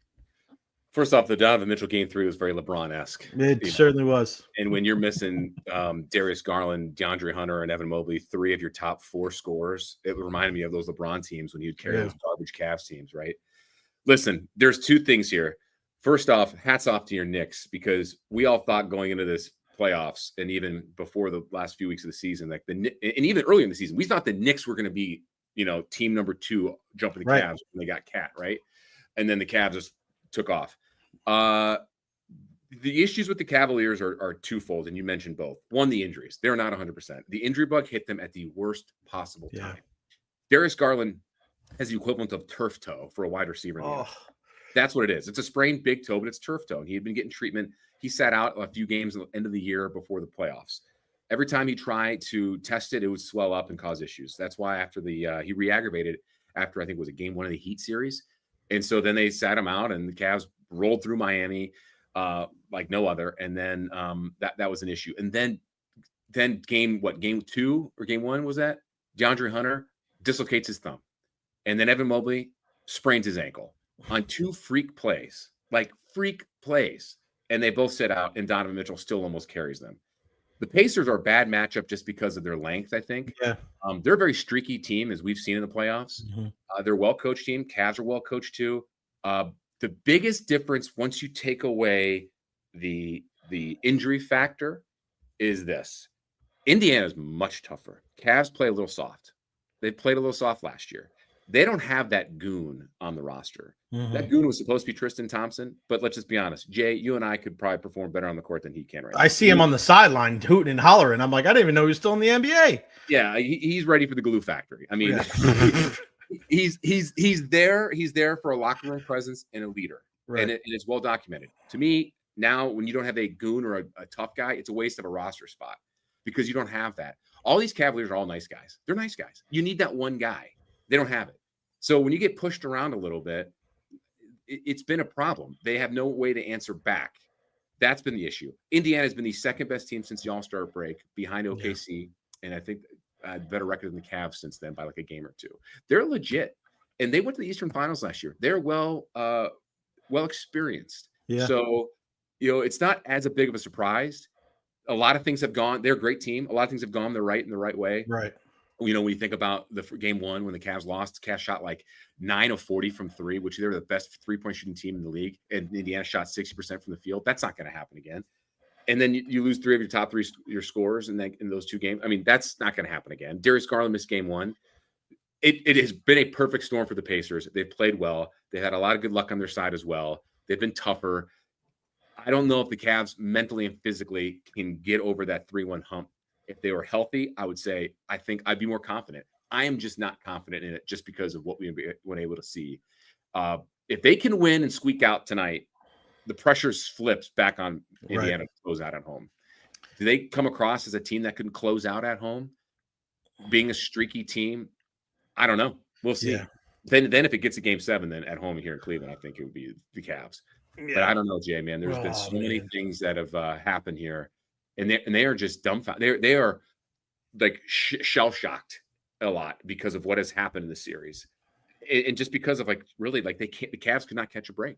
Tyrese Halliburton hits that 3 at the buzzer. The Cavs blew a 20-point lead. I mean, they deserved to lose that game for blowing that. Right. They were exhausted. It reminded me of when Matthew Dellavedova in 2015 NBA Finals had to go to the hospital to get an IV when the Cavs went up 2-1 on the Warriors. Right. Donovan didn't have to go to the hospital for IV, but he was exhausted. 2 turnovers in 57 seconds and bad passes. Credit that for being mentally and physically exhausted. So, everything can be historic, phenomenal regular season. When the playoffs start, it doesn't mean anything. You can't help injuries. You can't prevent them. Or you can prevent them, but you can't. And they rested guys, Jay, in the last week of the season. They rested guys so this wouldn't happen, and then it happens. It's meant to, if it's meant to be, it's meant to be, man. If it's meant to be, injuries. But I'll tell you this though: if the Cavs lose tonight and their season's over with, and if your Knicks close out Boston, which is unbelievable, what happened to Jay? My God, You're getting a Knicks Pacers series that was reminiscent of those '90s teams, minus Ewing and Reggie Miller, and that'll be fun to see, regardless. Yeah, people not in it. Yeah, people forget that they played last year, and Brunson broke his hand, and it was what happened to the Cavs this year is what happened to the Knicks last year, because at the end of the series, everything was done, and it was just like, it was just like, what are you gonna do, So You're right. That's why luck has something to do with it. People are like, it doesn't have anything to do with luck. Like sometimes your injuries, man, they come at the worst possible time. It happened with the Lightning this year, pretty relatively healthy the entire of the year, and then they had 3 injuries in the last 2 games of the season, and it just completely discombobulated everything. Luck has a lot to do with it. Real quick before I let you go, anybody hating on Darius Garland for that? Because I saw Stephen A getting mad and saying like, he's got to be able to bend. I'm like, bro, if you ever had a toe injury like that, where when you put your shoe on, you're like, you're running up and down, you're stopping and going. Like, is there anybody saying like he's not tough enough for? No, at first there was some like fans and people were like, "Come on, what are we doing here?" And then it kind of gets talked about a little bit more. Like, dude, this is like turf toe, and everyone's like, "Oh, this isn't just like a broken nail," Here's the thing, Jay. When he re-aggravated it in April, no one knew he had an injury before that. The Cavs kept it hush hush before that. So we're like, he re-aggravated it. When did he injure? When did he hurt it in the regular season? Was this in early April, end of March? When did it happen? So the fact that there's been more context to it, the whole notion of that went out the window. And he had been getting treatment on it. He'd been on the treadmill during shoot-arounds, hadn't practiced. They put like a brace or something on his toe last game or 2 games ago to try to test it out. So that toughness of dealing with the injuries isn't what has been critical for the Cavs. It's been toughness when you get punched in the mouth, figuratively, of course. How are you going to rebound? No pun intended. But how are you going to respond? And they got punched in the mouth horribly and didn't respond. So that's been the bigger issue with them from the outside perspective on this team. And there you go. The one and only John Sabol, Fox 8 News up there in Cleveland doing yeoman's work. Thank you, my friend, for joining me today. Give my love to your better half and the entire family. And we'll talk again soon, brother. Thank you. Absolutely, man. Take care. Thanks for having me on. We'll talk soon. All right, pal. Good stuff as always, John Sabol. Richie P, my guy, with the super chat. Clap it up for Richie P. Thank you, brother. Before you enter, Jay, think about this comment regarding Jason Tatum on games where you need him to be an alpha. 5 minutes left in the fourth quarter of a big game. He turns into Scottie Pippen. Not a bad thing, just not an alpha. And thank you for the super chat, man. Every little bit goes a long way. He's a number 2 guy, not a true alpha, especially in clutch or high-stakes situations. Yeah, I mean, it's tough to say a guy's not an alpha when he was putting forth 42 points last night before he got banged up. Your heart goes out to the kid, man. Your heart goes out to the kid because he was just, step back threes, fadeaway jumpers. This is a guy where you saw his game evolve, 1 year at Duke and then here dealing with all the criticism. And I know it comes with being a high profile athlete in a big time market like Boston, but he is a champion. He is a champion. And the way that they were able to kind of put it all together last year, sharing the basketball, Jaylen Brown took over in big time situations. But it's not just those guys, right? It's Derek White, it's Drew Holiday, it's Kristaps Porzingis and Al Horford. But still, when you lose a guy like that who has that type of ability, as much as basketball, and I think at the top level, when you share the basketball like that and you become so unselfish and so difficult to defend. And my buddy was asking, like, how are they so open? It's like, well, you have 5 guys that can shoot from 3. I mean, if you close out on any of these shooters, now you're rotating your defense. And if you're rotating your defense for 48 minutes, it's tough, man. Eventually somebody, even if it's not wide open, you're going to get a fraction of a good look. And when all 5 of your guys can shoot the 3 ball like that, it's incredible. And then when you have guys that can create offense on their own, one-on-one, outside of the structure of the offense, I mean, it's almost unguardable. I mean, we see it all across the association. When you look at what Anthony Edwards was able to do last night, these guys in the NBA, man, they just get that little glimmer in their eye, and it doesn't matter what you do. And especially now with the propensity of these guys with these step back threes, James Harden was one of the first guys to really start doing that. And we see what Steph Curry is able to do from long distance. Hey, how do you guard that? How do you guard some of these guys when, all right, there's the 3-point line, but hell, they're 3, 4, 5 feet beyond that, and they're stepping back. So they're getting away from those contested shots, and they're still able to make them at a high clip. I mean, you're talking 40% of the time. It's incredible. I know, dude, but having watching ball for a long time, you can only set the clock with 5 minutes or less. He folds like a lawn chair. Yeah, I mean, when you look at Jason Tatum again, I don't know if now is probably the right time to be able to talk about what he's not doing in late game situations, especially when he's dealing with his injury. All right, let's switch gears. Let's flip the script. Let's bring him in. ESPN's own Marc Raimondi. There you go. You know who he is, and now you know why he is here. Say hello to the bad guy himself. Marc, what's going on, buddy? How are you? Hold on, let me unmute you. There you go. Right. You're in. There we go. I'm good. Yeah. What's up, man? Sorry about that. No, you're good, partner. Man, it's so funny that I hit you up yesterday because I was just watching something on the NWO, and we'll get to football in a second. We'll start with wrestling. This is my podcast. Sure. Damn it. Just like the NWO, even to this day, I think I saw an NWO shirt yesterday from guy walking around, and I'm just like, it's amazing. That's something in wrestling and something that you and I grew up watching and loving is still a huge part of pop culture. How did you get to the point where somebody comes to you and says, hey, let's write a book on one of the biggest and I think it's the biggest storyline in wrestling history? I think you're right, because it's a storyline that kind of was the catalyst for everything else that happened during that 90s boom period. Is there an attitude era without the NWO? I would argue it wouldn't have been the same, right? It would not have been the same type of vibe. How did I end up doing this? Well, I think I told you the story before, Jay, about how I was covering the UFC and pro wrestling for ESPN, and I got an email one random day. I'm in Houston covering a UFC show, and I get an email from someone who says they're an editor from Simon & Schuster, and they're asking me if I want to write a book about the NWO, and I'm thinking to myself, okay, well, this is BS. There's no way this is real. I'm like, this is like a phishing scam. I'm gonna give my password away or something, and I'm gonna get get doxxed and scammed.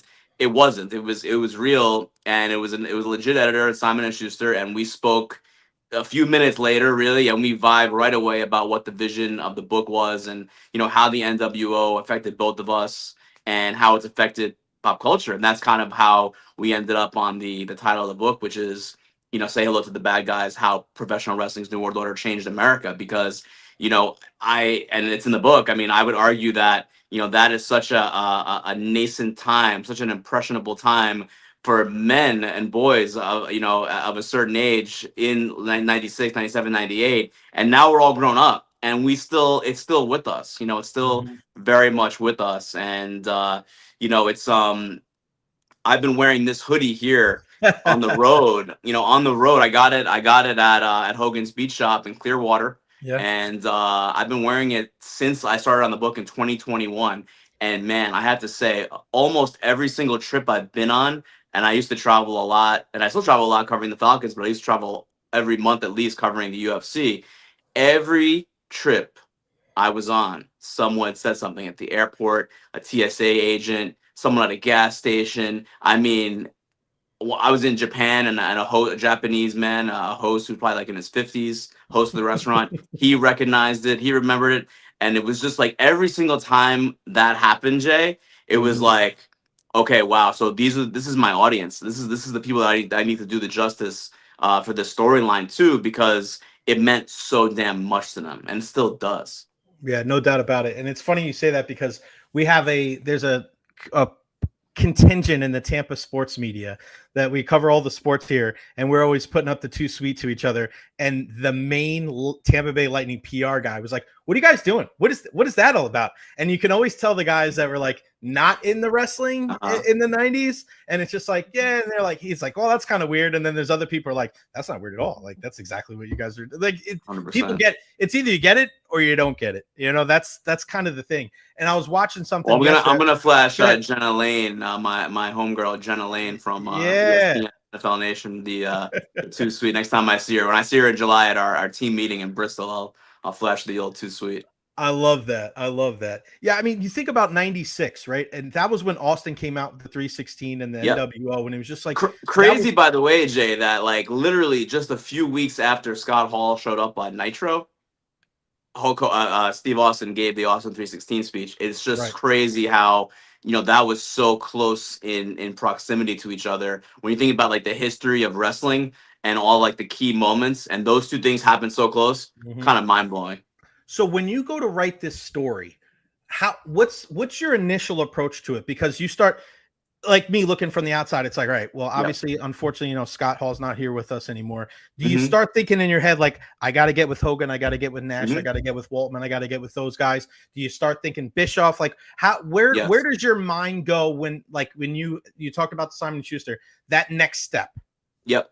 So the first person that I really wanted to reach out to was Eric Bischoff, because it was his idea, right? It's like I didn't even sign to do the book until I knew that Eric Bischoff was going to chat with me about it, because I don't feel confident in writing that story without having the guy who's it was his brainchild, right? Right. So I reached out to Eric Bischoff, and we met in May, almost 4 years ago to the day. Now it was Memorial Weekend 2021. It was the weekend of AEW Double or Nothing. It was at Daly's Place in Jacksonville. Wow. And he was there for an event, you know, to promote his podcast and Conrad Thompson's podcast network. And I sat down with him at a Dave & Buster's in Jacksonville, Florida. Wow. And it wasn't a long meeting. It was maybe, you know, 15, 20 minutes long. And I told him what I was doing, and he's like, we also shared a vision of how pro wrestling can kind of be everywhere in the world if you know what to look for. And he was like, yeah, you know, when you're ready, let's sit down and do it. And yeah, sure enough, it took me about, you know, it was 2 years later where I actually flew to his home in Cody, Wyoming, and I sat down with him for a couple of days, and you know, hours and hours of interviews and hours of chats, and just an awesome experience, and just couldn't have been a nicer guy. Him and his wife Lori, so accommodating, let me into his home. I mean, it was really an honor, and so that was kind of the main guy that I knew that I needed. And then of course I tried to talk to, you know, Kevin Nash and Hulk Hogan. Scott Hall had just passed away when I started working on the book, unfortunately, and Sean Waltman, and you know, Kevin Nash and Hulk Hogan, hard guys to kind of get at times. Sean Waltman, I spent a good amount of time with in LA, where he lives, where I used to live. We sat down, you know, for several hours. I've talked to him many times on the phone since then.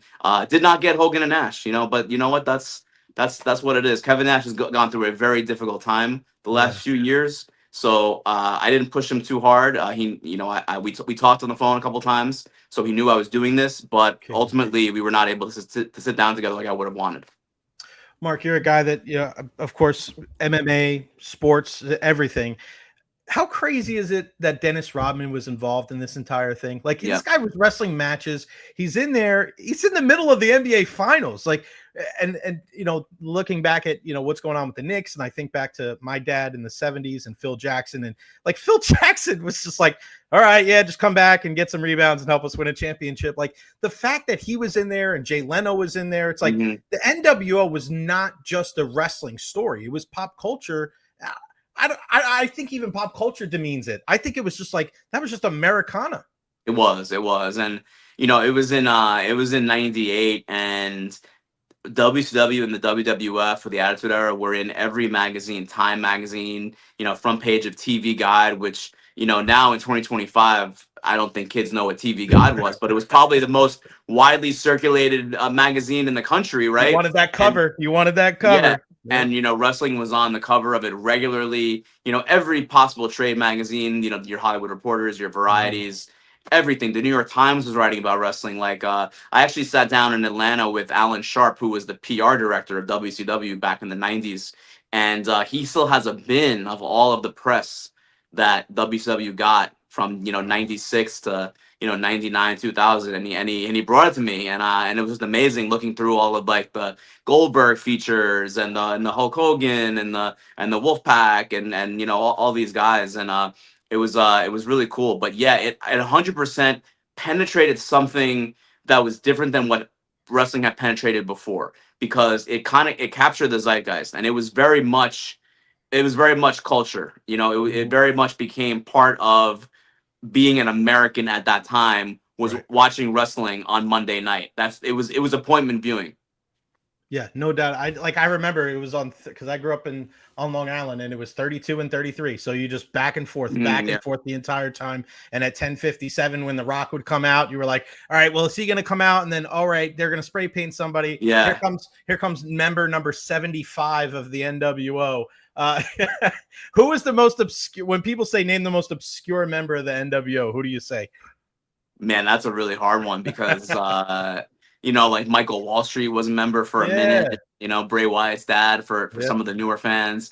One of the more obscure members of the NWO is a guy that he is not obscure, but his membership is kind of obscure. And I'm talking about Bret Hart. And I was able to talk with Bret Hart for this book, and boy, what an honor, absolute honor that was. Now, credit to him, because this is not his favorite topic to talk about. Right. He does not love talking about his time in WCW and his relationship with the NWO. And I asked him, because he was kind of in the NWO at one point, and then at another point too, like later in like 99 and 2000. And I asked him, I was like, were you ever officially, but he never wore the shirt really. And I was like, were you ever really officially in the NWO? And he said, I don't even know. He didn't even know. That's how like hectic things were, in like 90, 99, 2000, even a little bit in 98 when he turned heel for the first time, which, mind blowing to me that he turned heel several months after the Montreal Screwjob, when he was the biggest babyface in all of wrestling. And to me, Bret Hart, the usage of him in WCW, completely ponderous, because that could have been a guy that helped them maintain that lead over the WWF, and if not, added to it because of where he was in his career. And I go into that a lot into the book too, because again, Bret was so kind to give me his his time, because he had some words for the NWO and some of the political stuff that was going on behind the scenes. But that's a name that I'll give you, even though it's not an obscure name, it's an obscure membership. Yeah, I mean, that was right after what happened with the Montreal Screwjob, with everything that was going on, and then the fact that Eric Bischoff waited to get him out there, which was, I think, was probably something that Eric would want to redo again. And then him, with everything happened with Goldberg, like he's got to look back at that decision, like probably. Hindsight's always 20/20. I thought you were gonna say Horace or the Disciple or something like that. Are you sure? One of those guys, Big Bubba, Big Ray Bubba, Trailer was in there for a minute, like. What about the do you get into the Wolfpack at all? Absolutely got into the Wolfpack. Yeah. I was a big Wolfpack fan as a kid. Me too. Love the Wolfpack. I just saw something in Kevin Nash said, it was on one of the A&E specials, about how we didn't have enough baby faces, so what we did was we splintered the heel group, and we became the baby faces within the heel group. And I go, man, I never heard it like described like that. And of course, we know the finger poke of doom at the end, how that just kind of like the big air out of the balloon. But during that time, Mark, that Wolfpack, when you had Sting there, the big turn there when he, I'll never forget the Giant jumping up and down. That was so crazy to see a big man get so excited. But the Wolfpack within itself was freaking badass in its time. Agreed. I was a big Wolfpack fan, and honestly, like, a lot of meat left on the bone with the Wolfpack. I don't feel like they did enough, because, and you guys will read in the book, but there was so much tension backstage between Hogan and Nash, and Hogan, Nash, with Hall obviously on Nash's side. I mean, I'm sure one of the reasons was because they wanted better baby faces to battle Hollywood Hogan's NWO, but honestly, like, it was also very political, the splitting of the two groups, because Hogan and Nash were not coexisting right at that time period. And honestly, like, if you're thinking about wrestling as a business, what is a bigger what is a bigger main event than Hollywood Hogan versus Kevin Nash in 1998? There wasn't one, because to me, Kevin Nash was the biggest babyface outside of Goldberg. Sure, I mean, but I always was more of a Kevin Nash fan, because I thought he was cool. I don't know. I mean, I thought he was, smart and funny and witty and cool, and Hollywood Hogan versus Kevin Nash was the match, I thought, at least at one point in 1998, that made the most sense, because I watched everything back, Jay. I watched 500 hours of WCW back. I watched it all, and I'm like, just thinking in my head of like fantasy booking of where this could possibly go. You have the leader of the Wolfpack against the leader of the Black and White. That should have been the match. Did not end up being the match until a very weird finger poke of doom in early 1999. But the Wolfpack was so over. Shout out Conan, by the way, because man, I don't think people know Conan now from Mexico, and he's the booker of AAA, and he's got a podcast. I sat down with him as well for the book, and he was also extremely cordial. But man, he was so over in '98. I don't think people realize how damn over Conan was. I mean, he was in places like West Virginia and Kansas and like Louisville, Kentucky, and he was doing his catchphrases in Spanish, and people are chanting along with him. They have no idea what they're even saying. But he was so over that it didn't matter. They were just repeating everything he said. Arriba la raza, orale. I mean, it was that guy was just like very underrated as far as how over and how important he was to the Wolfpack's kind of ensemble and like their whole vibe. Yeah, you're right, because there were so many, and you think about so many different guys, when the NWO started getting bigger and bigger, when they had Vincent and Bagwell and Scott Steiner and all these different guys and Macho and all. But Conan was something different, and I thought he was like the perfect divider of the Wolfpack and the Black and White, where you just knew like, all right, well, this is kind of like, this is a different, cooler, younger, hipper group that isn't going by the Hulk Hogan Hollywood way, right? Like, I loved it. I'm with you, man. I loved him. Did you get into anything at all? And I don't want to give obviously everything away, but the NWO in the WWE after the fact. I did. I definitely went into that because that was an important. To me, the NWO and WWE was certainly it didn't have like a long shelf life. It went away after a while, but it had a few important points. I mean, Hogan versus Rock at WrestleMania 18 was one of the greatest matches of all time in terms of just like the fan reaction and just it was truly a passing of the torch moment to The Rock, and you see where The Rock is now, and it's like that really was a seminal moment, WrestleMania 18. And the way that the fans forced the WWE to turn Hogan back into Hulk Hogan from Hollywood Hogan. I mean, that's one of the things that I love about wrestling so much, Jay, is that the fans are part of the show, and there's a real influence that the fans have on what could happen next. And there's nothing like that. That doesn't happen when you're watching, shows on HBO Max and, Peacock or wherever, Netflix. And it doesn't happen on Broadway either, right? Like that. That's not right. So it's like you're watching the show, and whatever's going to happen is going to happen. You're watching on Netflix, and that's already been taped. They already have their whole storyline.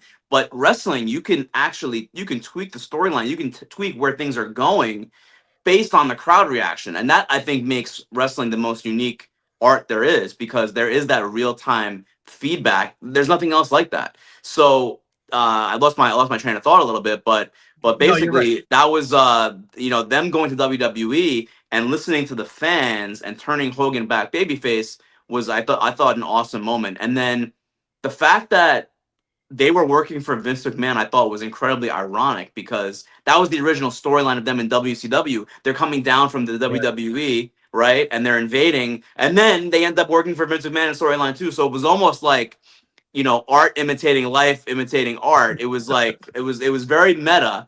And so was their NWO. So was the induction into the WWE Hall of Fame when they went into the WWE Hall of Fame, because it was like the whole storyline was them working for WWE, and then they end up in the WWE Hall of Fame. So maybe it was real all along, Jay. Maybe they really were invading from Vince. Come on. And they asked him the question too. Do you work for the WWF? No. Like, oh, maybe you do. But you're right. The poison, right? I always remember that, the poison of the NWO. A lethal dose of poison. And I love what you just said about when you're talking about like the art form, because that's where again, I asked this question to Pat McAfee years ago before he was Pat McAfee. I go, what is it about like wrestling? He goes, Jay, you're from Tampa. And I go, yeah. He's like, it's a wrestling city. He's like, people are either going to get it or they don't get it. He's like, lucky you live in Tampa. There's a lot more people that get it than don't get it. But you're right. Like, I remember watching WrestleMania and just going into this match going, Hogan's the heel, Rock's the babyface. And then you just felt that there was something different going on. And the fans were like, not a chance in hell are we booing Hulk Hogan. Not a chance. And the fact that, and listen, people can get on The Rock and Hogan and say there's other in-ring performers. They're not Shawn Michaels. They're not this guy, whatever. Regardless, the fact that those two guys had the wherewithal to be like, wait a second, we got to flip this script and we got to go with what these guys, and The Rock playing the heel, and the fact that it ended like, and I don't know if you agree with this or not, but I feel like the fans kind of appreciated that they didn't just say, we're going to go this way, we're going to continue to do this. Like, I feel like there was a reciprocation from the fan base going like, hey, we know, because the fans aren't dumb, they're in on the gag. But the fact that the fans were able to watch it and be like, hey, we know this is what you guys are planning to do, but you listen to us. I think that's what made the match and the way that it ended and the way that the storyline kind of progressed, where he ended up turning. Like, I think that's the payoff was worth it. 100%. And I would even argue that like that is exactly what pro wrestling is and what it's supposed to be. It is supposed to be the engagement and interaction with the fans. Everything else is kind of like, that is the very foundation of everything. Everything else is built around that. The match itself is built around that. The promo itself is built around that. But that engagement with the fans and that interaction, that connection is 100% what pro wrestling is. And it's what makes it so different and unique compared to every other art, because there doesn't really exist. I mean, political speeches are kind of similar, right? Where it's all about the interaction with the fans. But that doesn't exist in other mediums. Even on Broadway, it's like that you have your scripts. You know, you're not going off script because the fans are booing, you know, Hamilton or whatever. You know what I mean? Like, you're not. You know, you're not deviating from what that script says. But in wrestling, you do, because that is the core value of wrestling, is the interaction with the fans. And you give the fans what they want to an extent. You don't always give them what they want, but you give them what they want when it matters. And that's what they did in that instance at WrestleMania 18. Yeah, we're not seeing Othello off Broadway turning babyface out of nowhere. Exactly. Real quick, no one's getting hit with a chair either. Before I ask you a quick Falcons question before I leave, I got to ask you, if you start the NWO again in 2025 with 3 people, who would it be? That's a great one. So current wrestlers, like in their prime right now. Let's work together at this. Like, let's say this storyline happens again, okay? And let's use AEW for example. Right? Who does it have to be? Does it start around John Moxley? Like, I feel like somebody asked me this question the other day, and they said if it has to do something like that, does it start with Moxley and a couple of other guys? Because you have to have somebody that has been able to do both, right? Is Chris Jericho involved? Like, you know, it doesn't always have to be a young upstart guy, because listen, as much as people look and they had a lot more. I mean, Scott Hall and Kevin Nash weren't young when they started the NWO. No. They were in WCW before they even went to become Razor Ramon and Diesel. So who are the guys, do you think? Am I on the right track, you think? It's so freaking hard to say, because nothing, you know, you'll never get that moment in time again. You know, you'll never get that Monday Night War again, really, to the same level.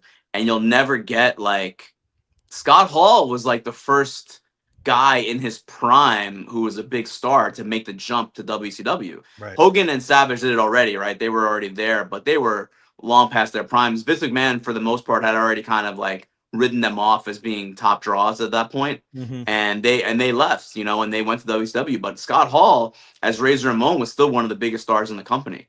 And when he left, it was a seismic shift, because Vince McMahon was not even giving guaranteed money away at that time. You know, it was all based on, you know, the gate and the merchandise and everything. And WCW gave Hall and Nash those guaranteed contracts, and that changed like the whole labor structure in wrestling.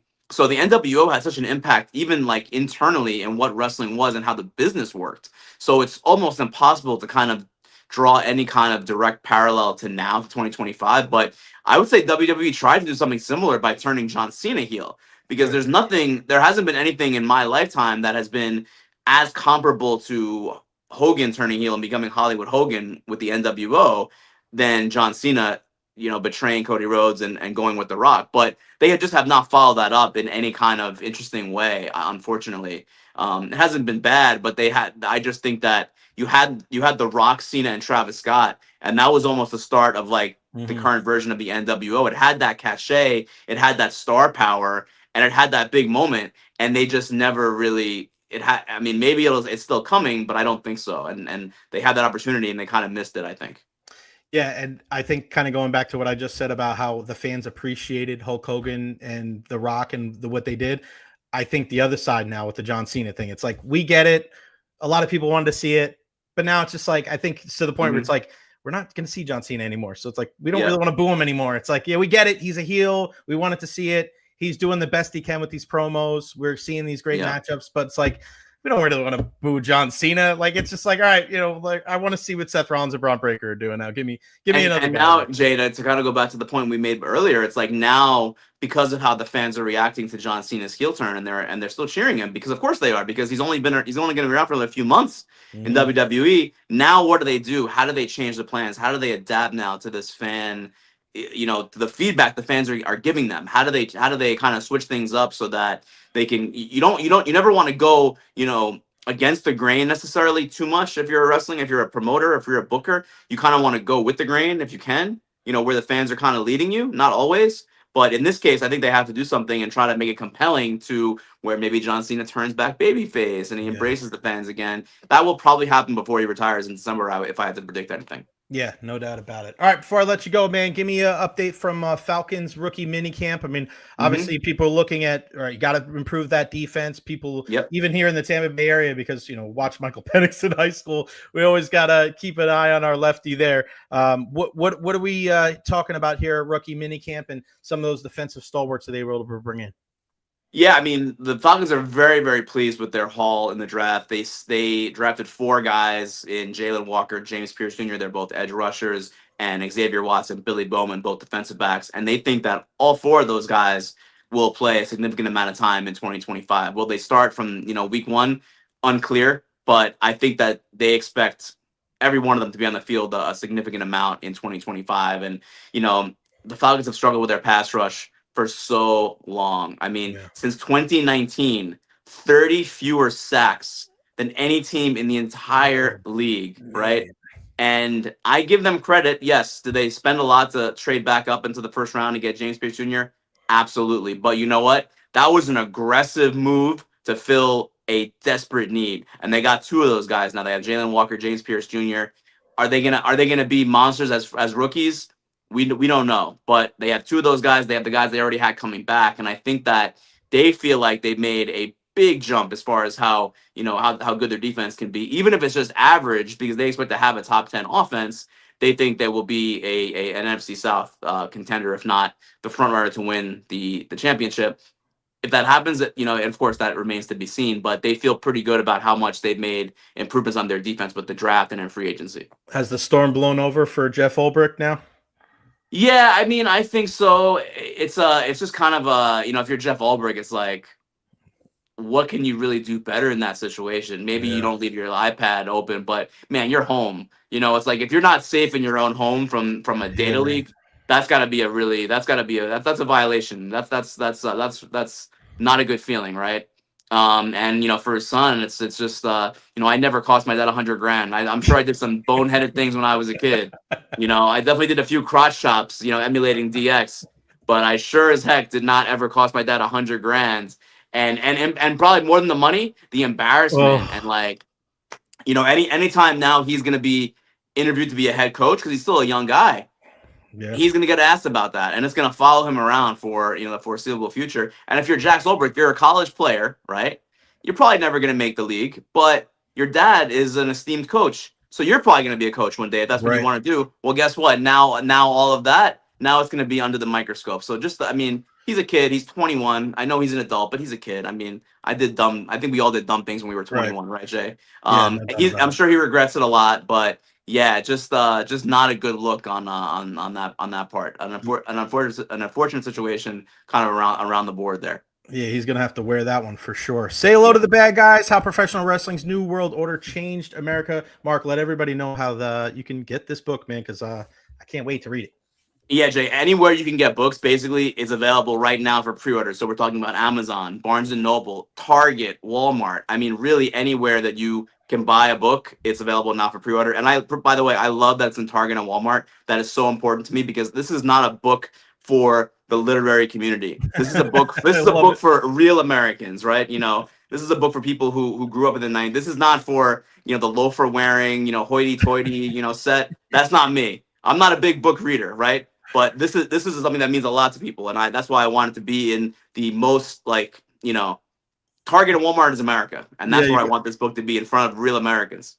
I love that. Target and Walmart is America. So is the NWO. So is Marc, ESPN Marc Raimondi. You are the best, my friend. Thank you so much. Continued success. I will continue to promote this book to the high heavens. And I'm not a big reader, but this is one of those I will read cover to cover. I appreciate your time, buddy. I'll see you soon. Thank you. Thank you, sir. Appreciate it, Jay. You got it, man. This guy's all over the place. He's unbelievable, man. What I can't wait. We could talk wrestling all day. Wrestling fans, man, we have something wrong with us. We really do. Man, what a good time. All right. Good stuff. What a great show today. Thank you guys all for participating. This was a lot of fun to be able to talk to Parker Messick, my guy from the Tampa Bay area, Plant City's own. What a great kid. I mean, it's part of the reason why we're Cleveland Guardians fans here, because of him. Can't wait to see him be up with the big club. John Sabol from Fox 8 in Cleveland. Really interesting stuff from Shedeur Sanders. People getting on his case. Not as bad as, the narrative. It's maybe a little bit too strong on Shedeur. And then Marc Raimondi. Go get that book, man. Right now, pre-order. I'm going to pre-order actually right now. Say hello to the bad guys. How professional wrestling's new world order changed America. Marc Raimondi doing a fantastic job covering the Falcons as well for ESPN. All right, back in action tomorrow at noon. Who do I have? Bob Herrick joining us on the program tomorrow from Sports Illustrated. The PGA Championship at Quail Hollow this weekend, so we'll talk some golf at 12:30. We also have some other irons in the fire as well, talking all things sports. Here on the podcast, make sure you follow me on all social media platforms, Facebook, YouTube, Twitter, Twitch, TikTok. Again, I am everywhere. Like and subscribe on YouTube. Every single subscription really helps. And the super chat. My God, thank you so much. Richie P, man. Thank you so much. And talking about Jason Tatum, and, I hope he gets well soon, man. Really, really scary injury. And, you just never want to see that. You never want to see that. And we'll see what happens in the rest of these series, because there's some good action tonight on the ice and on the court. No USF tonight. They got rained out. They're in action this weekend, and I'll be on the call on the radio side, so make sure you go check me out there on Bulls Unlimited. Again, at Jay Recher on all social media platforms. Like and subscribe on YouTube. That does it for me. We'll see you tomorrow at noon right here on the Jay Recher Podcast.